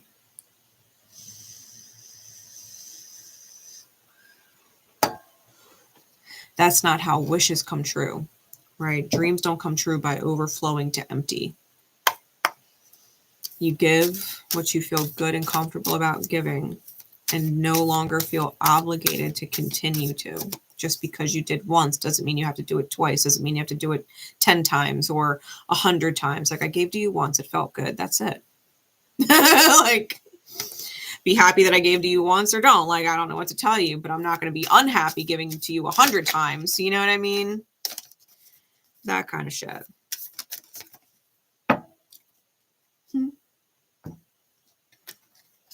Do something for someone else. Give your attention to someone else. Yeah. You might put all of your focus, or used to put all of your focus on one person.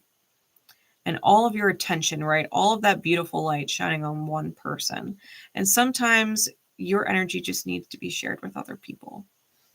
It's like, yeah, I care about you and I can do for you to a certain extent, but I have this person that I care about and I'm giving to them. And I have this person that I'm caring about and I'm giving to them. And I have this person to consider because they also give back to me. And I can't just pour everything into you, you know? And it's that mentality. Like, I can give you what I can give you, but I can't give you everything until there's nothing left.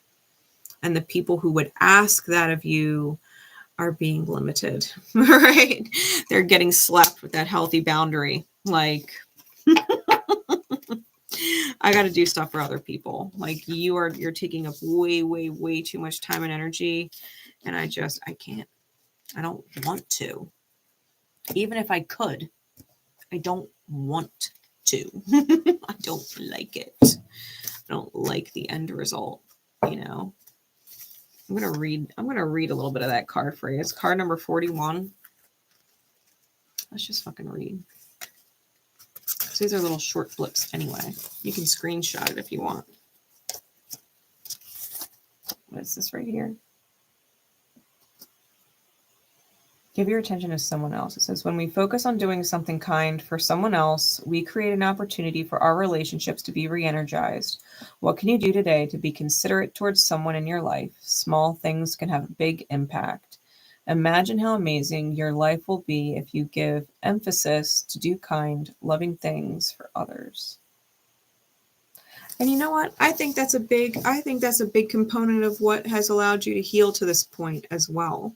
You know, your ability to give to others and be kind and do loving things for other people allowed you to kind of be where you are, to understand the actual value of what you're doing and the time you take to be considerate, and who is or is not willing or capable at the time to be that for you as well.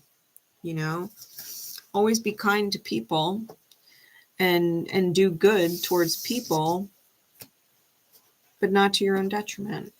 You know, healthy boundaries. Healthy boundaries. Time and attention creates beautiful works of art. And sometimes even artists need to take a step back away from the masterpiece for a while and look at it through a different lens later. You know, as an artist myself, there were times where I could literally spend 12 hours in a day and not even caring to eat, just wanting to paint all day. And I could spend 12 hours just indulging in the paint. And then there were other days where I literally just had to step away from it for like 2 weeks before I went back and put another fucking stroke on that canvas because I was getting frustrated. I was getting frustrated, you know? You repaint the hair like 5 different fucking colors to figure out what you like and what fits, and you change that shade of blonde and you're like, God damn it, I just need to walk away. I just need to walk away. For real. You know, you just need to step back before you give more to it. Mm-hmm. There you go. Yeah. Yeah. I bet there's gratitude with an end to all that. Mm-hmm.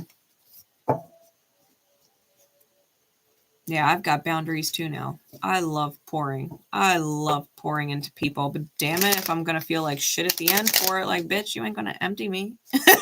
You ain't going to empty me. Oh no, I will save that last sip for myself and move forward. Thank you very much. Yeah, I keep healthy ass boundaries now. Mm-hmm. Yeah, I love being kind, and I will be kind for the rest of my life. But damn it, if I'm going to be drained out to nothing, no way. I will love you from a distance. And that is probably the most beautiful and scariest part of me. And I think I posted it on Facebook the other day. It was like, you know, I can love you to death. Love you to death.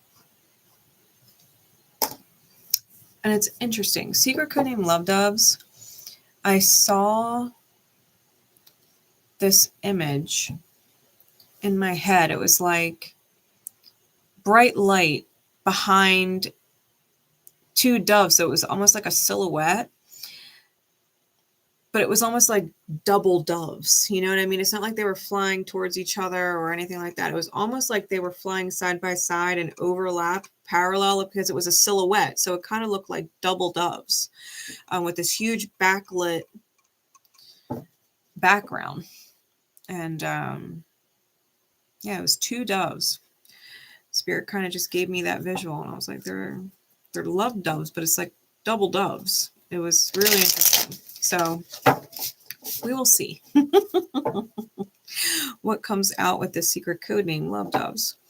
So Spirit, please, with the theme being the cost of denial, what does secret code name Love Doves and those who are drawn need to know? What insight do they need? What insight do they need the most?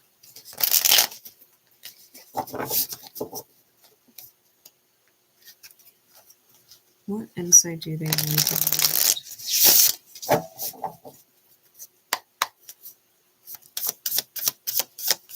With this full moon in Gemini.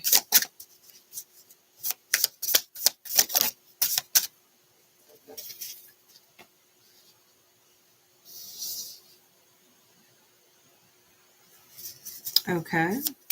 What else?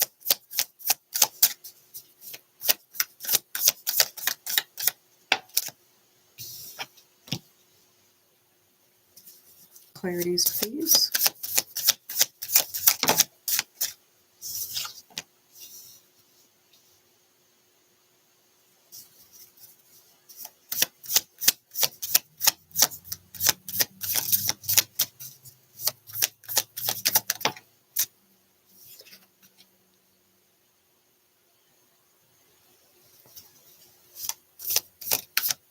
And give me one more.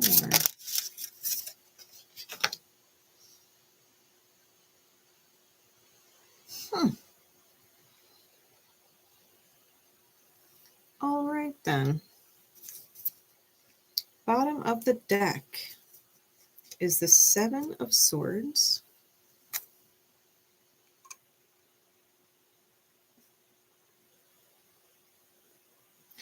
And the top of the deck is the Nine of Swords.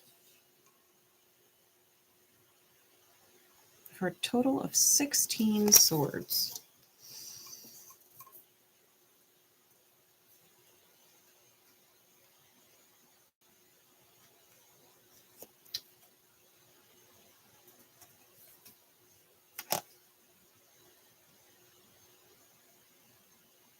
Interesting. Okay, so listen.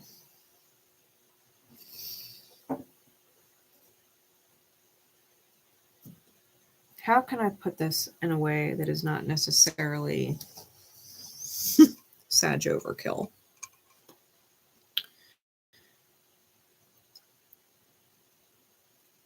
I feel like you are going to reach a point within your own thought processes that almost feels as if there's a breaking, right? Like a mental breaking point where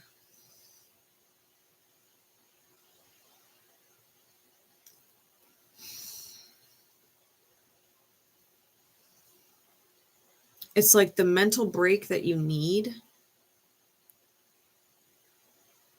to get you out of the cogs and the wheels that have been spinning that you've been in. It's the mental break from all of it. But it might feel more like a mental shattering to get there, okay? It's almost like one of those moments where everything I think I know or thought I knew is wrong.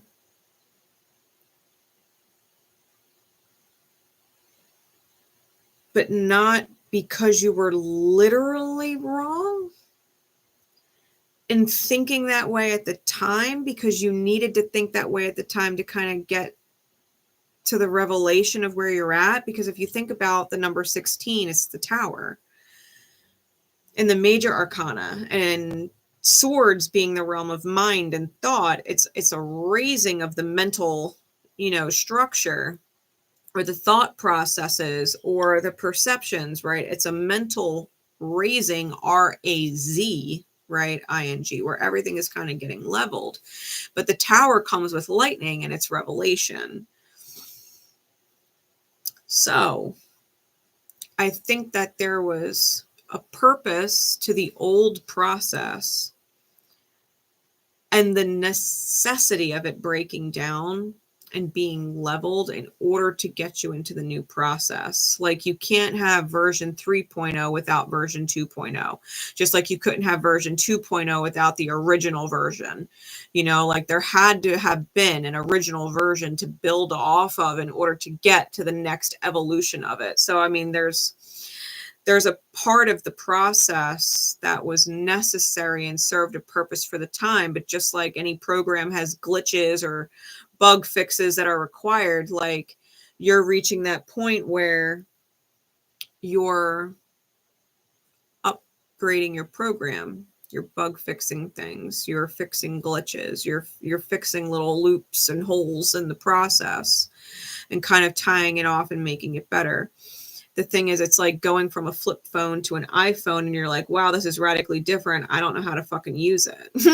You know what I mean? Like when the first touchscreen iPhones came out and BlackBerry was like, everybody thought Blackberries were the best thing. And these little slide phones and the keyboards. And it's like all of a sudden there's a touch phone and you're like, oh, you upgraded devices. It's no different. Like you're upgrading your thought process, but you kind of have to get rid of everything you thought was great or right or the best, because it's not anymore. People thought that vinyl records were the best thing, and then cassettes came out and they were small and you could take them anywhere and you could play them in your car, you know, and then CDs came out and then MP3s came out and now you can just stream music. And it's just, you know, so it's like, I think that you're evolving because we wouldn't even, like, we wouldn't have MP3s and be able to stream music if we didn't have vinyl records. You know, we wouldn't be where we are. I think that you're going through a mental restructuring in the way that you perceive things, and maybe the lies inside that perception that you were telling yourself and creating mental nightmare states in order to reach some kind of serious healing.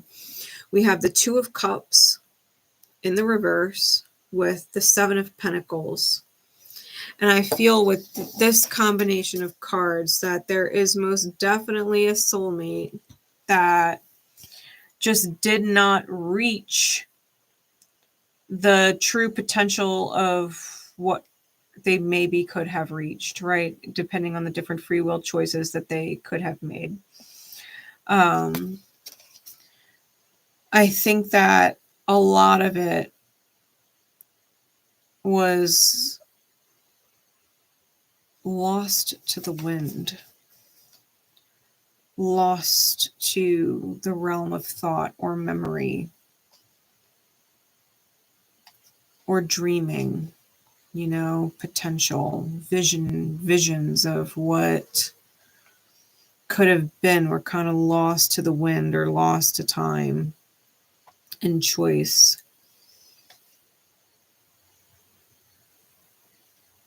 And I think that you're at this point where,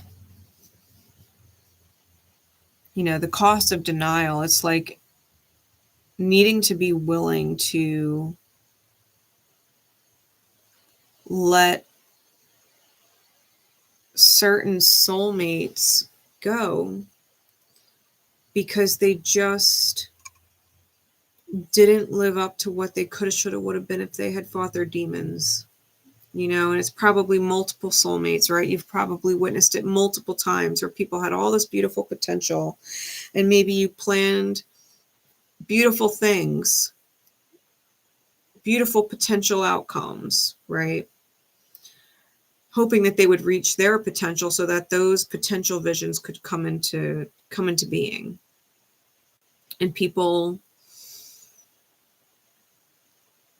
sometimes have to take a lesson multiple times before they learn it. You know, we don't get to choose when they learn it. You know, Spirit just keeps giving them the same lesson over and over and over again until it snaps one day, right?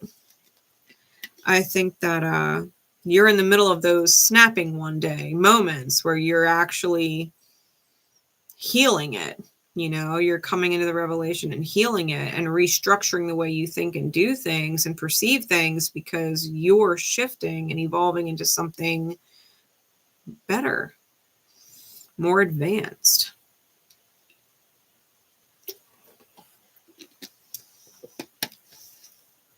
And you're not alone either.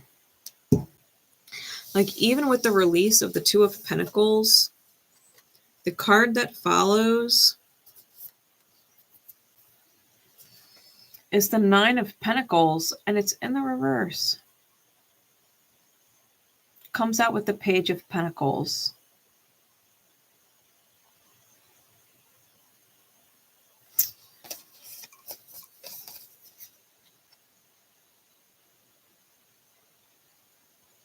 I feel like you're not alone. Moving forward, I think that a certain release, right? That release, the awareness of the Two of Cups in reverse, that release really helps you put into perspective what is and isn't worth waiting for. Good night, Risa. Happy full moon. I'll still be here with your replay tomorrow. I'm timeless here.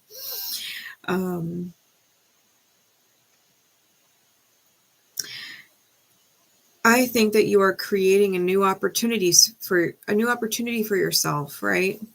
With the release of whoever or whatever this is that kind of fell short on the timing, you know. The following two cards, we have the Star card and we have the Knight of Pentacles, the Golden Rishi and White Truffle.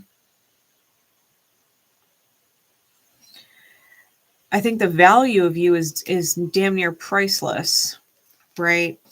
The healing of you is priceless. I think that the cost, because we all know truffle is fucking expensive. I think the cost and the amount of time, right? Because the Knight of Pentacles is slower moving pace. It's an earthbound knight. I think the pace has been slow.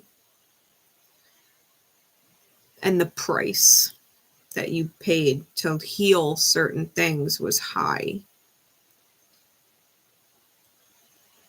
But that the healing was worth putting in that time and effort.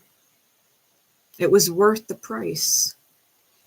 If there was 9 of Swords suffering along the way, if there was deception and betrayal and feeling like you've been stolen from in this life, like stolen from literally, stolen from spiritually, stolen from emotionally, like going through the nightmare to get you to this upgrade.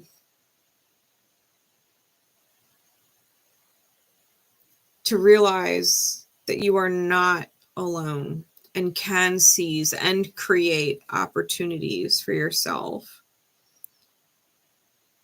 The healing, the Star card, was worth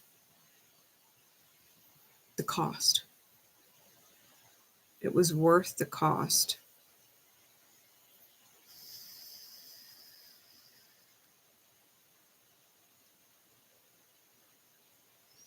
I think with the theme being the cost of denial,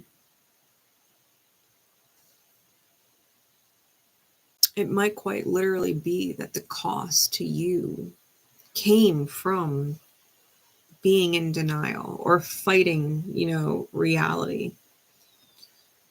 And that people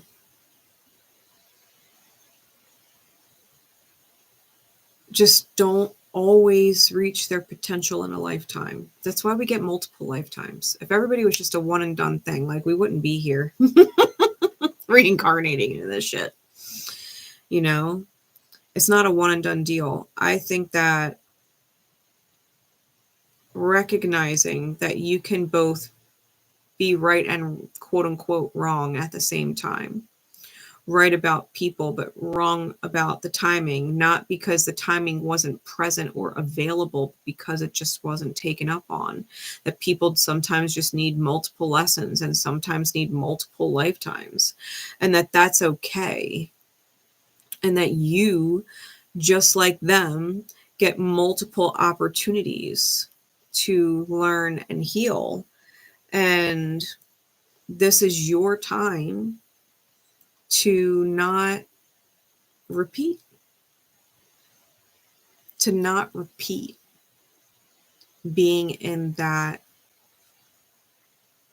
place mentally, right? The 7 and the 9 of Swords, being in that place mentally that just feels like you've been taken over by people who are no longer moving forward. Underneath the 7 of Swords, and that's kind of how I was staring at it at the beginning. It's interesting because underneath was the zombie ant fungus. The fungus takes the ant over, and the ant dies. It's paralyzed. It's taken over by this fungus. It starts to act completely erratic until it ultimately ceases. And then the fungus protrudes through the head of the ant, you know? And I think that you are at this point in your life where you can let the dis-ease of other people and the missteps of other people or the failures of other people to learn certain lessons, you can let it drive you insane and crazy until you are paralyzed and taken over by it, to where you are no longer making any forward progress or movement in your own life. You can let it take you over, or you can drop it and realize that it's okay if they missed this lesson this time. We get multiple lifetimes. And if they chose to relearn certain lessons over and over, then so be it. Just because they do doesn't mean you have to paralyze yourself into reincarnating and learning the same lesson over and over and over again. You can just accept that you weren't wrong, but that you also need to move forward and not be consumed to the point of losing yourself to their inability to heal, right? Their dis-ease. The people that we love in this life that are parallel to us, right, are double doves.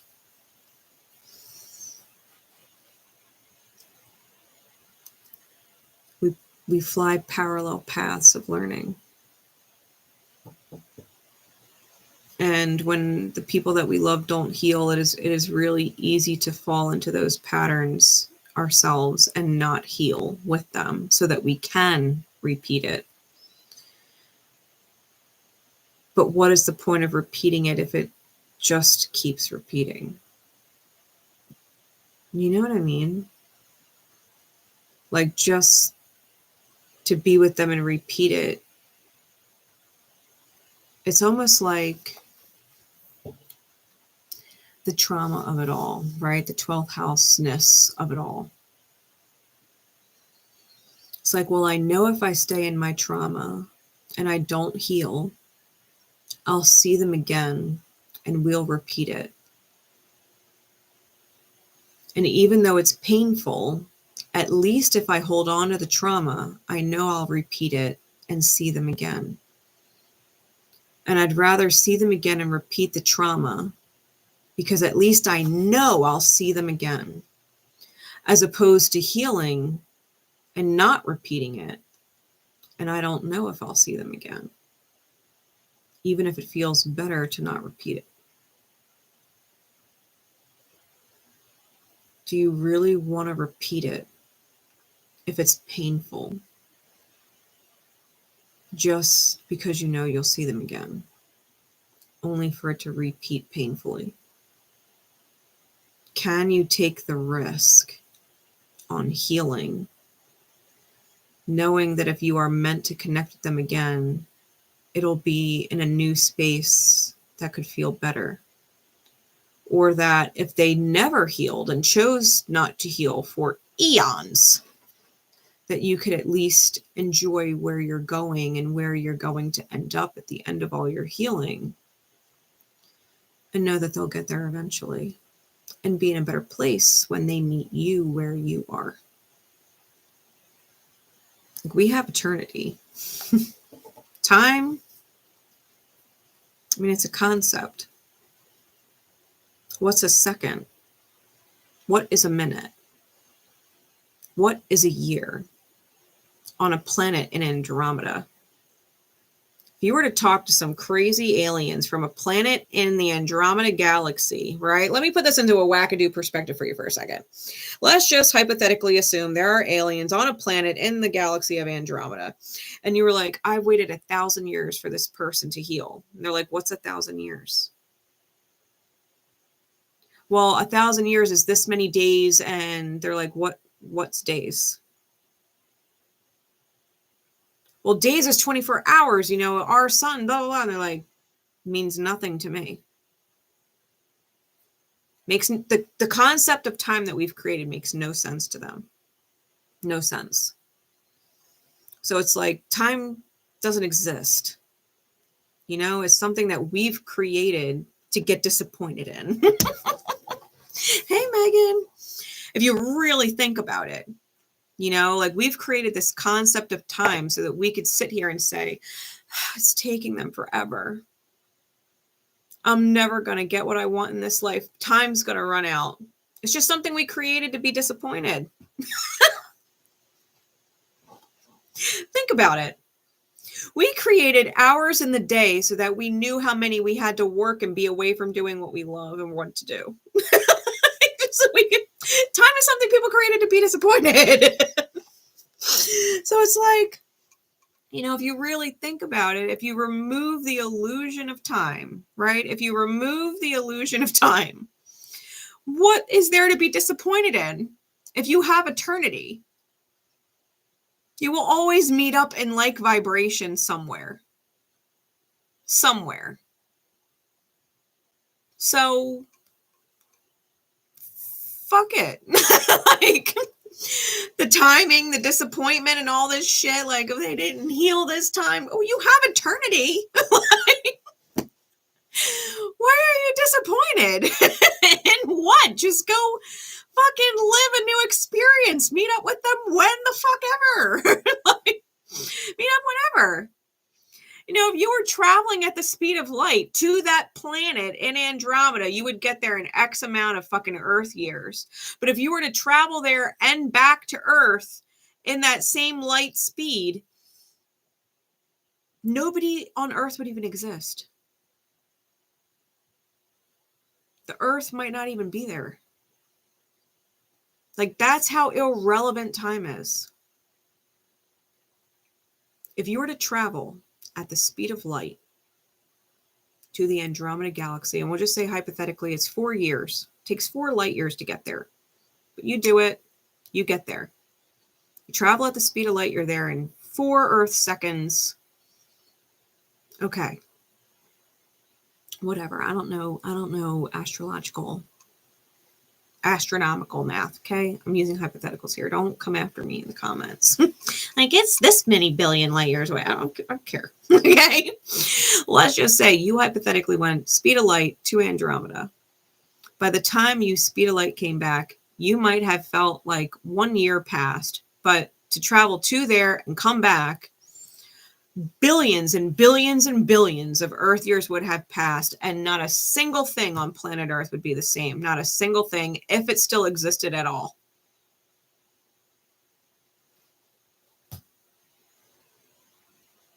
You can't go to Andromeda and back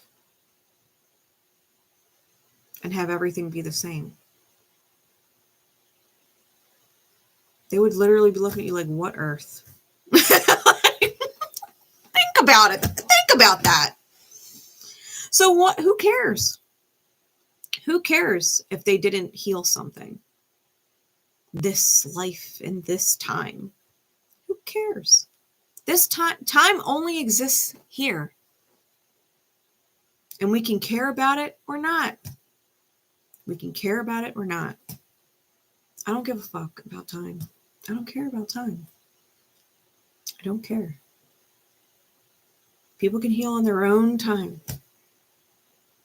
Doesn't matter to me. I can't be disappointed that way. Time matters to people who want to be disappointed. I don't want to be disappointed. I don't focus on time. It doesn't matter to me. It doesn't matter. It doesn't matter. I could be worried about the time right now. Grace, it's 11 o'clock at night. You have to wake up at 4 o'clock in the morning and go to work. I don't fucking care. I'll be there. I'll be there. I'll have time later. I'll have time. It's infinite. So let yourself break. Let yourself mentally break from this concept of time and people not having enough time. or wishing you had more time, or people not healing fast enough, or people blowing their chances to heal this lifetime. Like, it doesn't matter. The only thing that is stopping you from living outside of that 9 of Swords, 7 of Swords energy is the idea that you want to repeat things and be disappointed and repeat that disappointing energy, because at least you know you can have them and be disappointed. Jump into the unknown. You've spent a long time healing because it was worth the time. You've probably done it for multiple lifetimes now. Fuck repeating it. Fuck repeating it. Just give yourself permission to enjoy something else. To enjoy anything else outside of the realm of forcing yourself to enjoy disappointment. If it's not yielding the result you want, stop repeating it. We all catch up to each other eventually. We have an endless, infinite amount of time to do that. We all catch up to each other eventually. We are all going to return to one eventually. We're all going to evolve out of this plane of existence eventually. Who knows? We might level up and go manifest somewhere on a planet in the Andromeda galaxy. Whole new time, quote unquote, whole new life, whole new experience, whole new energy, all new soul experiences with people who are on our fucking level. I'll sign up. I'll sign up. This earth time shit, this disappointed shit, like, I'm good. I will thoroughly enjoy it while I'm here. And not give a fuck about time. I will thoroughly enjoy it while I'm here. And I'm going to move on to something else. Like, I started this whole live talking about how I have over 60 hours scheduled next week at work.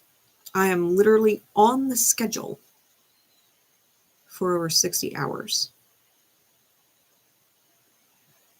I'm probably going to end the week around 70, if not more.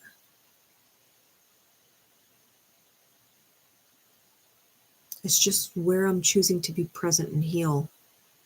And I could stress out about what time I got to be in, and I could freak out about what time I'm getting out, and I could worry about all this time I'm spending that I'm not doing other things. What the fuck am I doing? What else am I doing besides learning and healing with wherever the universe places me? I'm going to enjoy work while I'm there. Because if I don't enjoy work while I'm there and I'm busy looking at the time, I'm going to be disappointed. That's how I get through it. I'm going to be disappointed. I can't look at the clock. I can't think about the time. Just got to focus on what I'm doing and who I'm with and what I'm around and enjoy it while I'm there. That's it. Figure out how you want to spend your time. I highly recommend not caring about time. Highly recommend not caring about time. What's the divine conversation, please, Spirit? Yeah, open your mind.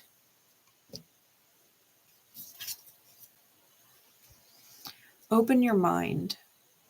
What if you were them, lived their experiences, and were dealing with you?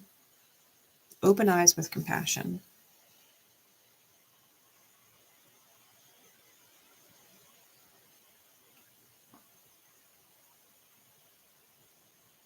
Now that's a perspective.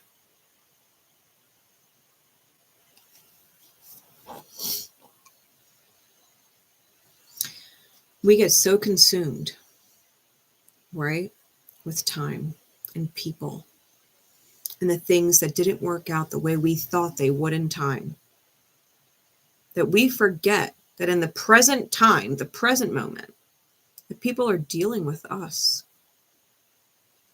People are dealing with us, dealing with time and disappointment.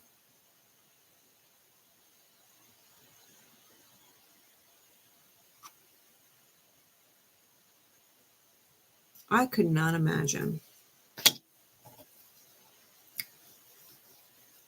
if I were hung up on my ex, hung up on time lost, hung up on memories of time past, hung up on what could have been in the future that never came to be. I could not imagine if I were so disappointed in time, what my relationship to my son would be right now. How he would be living his life dealing with me being lost in the disappointment of time. Not enjoying my life. Not being at peace. Open your mind and your eyes. What if you were them? Living their experiences and dealing with you. Let that concept kind of blow your mind a little bit. What if you stepped outside of your bubble for just a moment? And I don't mean that rudely, because we all have a bubble. We all get lost in our own little bubbles. But if you stepped outside of the bubble for just a moment and put yourself in someone else's shoes, watching you and observing you being lost in time, disappointed in time,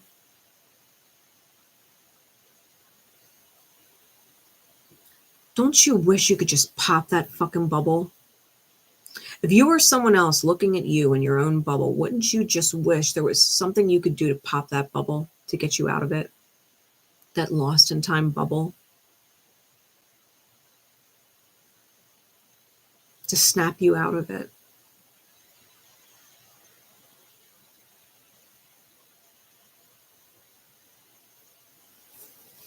Think about that. And no one can pop that bubble. No one.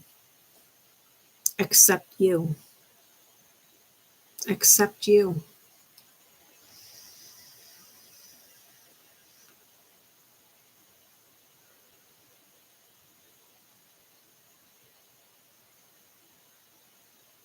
A bubble, as beautiful as it can be,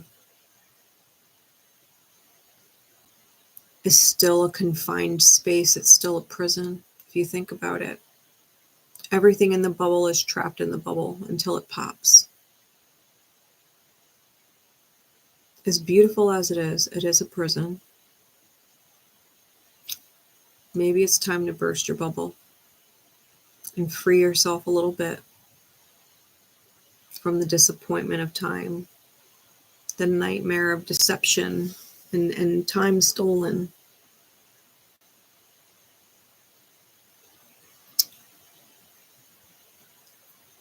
And free yourself a bit.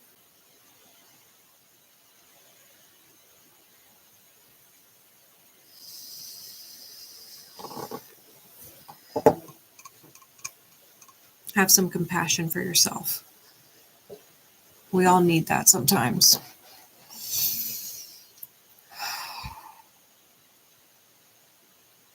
Deep breaths.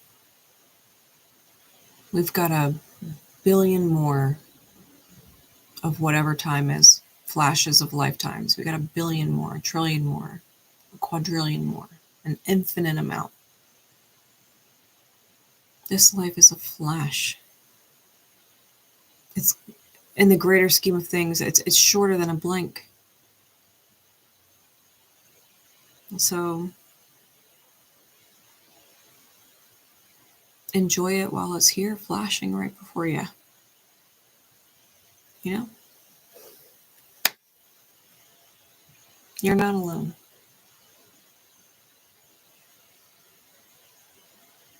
Love doves. You're not alone. With that said, guys, I am. I am loving this season. It's a lot, but I like it. Jars of Clay Song says, if you don't mind believing that it changes everything, time will never matter. Yep. Yeah, quantum entanglement. Yeah. Yeah, for real. I love you too. I love you too, Kristen. I love all you guys. I appreciate y'all for tuning in. I appreciate y'all for the likes you've dropped. I appreciate all the comments. I have faith that if you caught it, there was something in here for you to help you out somewhere along the way. And I will see y'all in divine time. Divine time. Bye, everyone.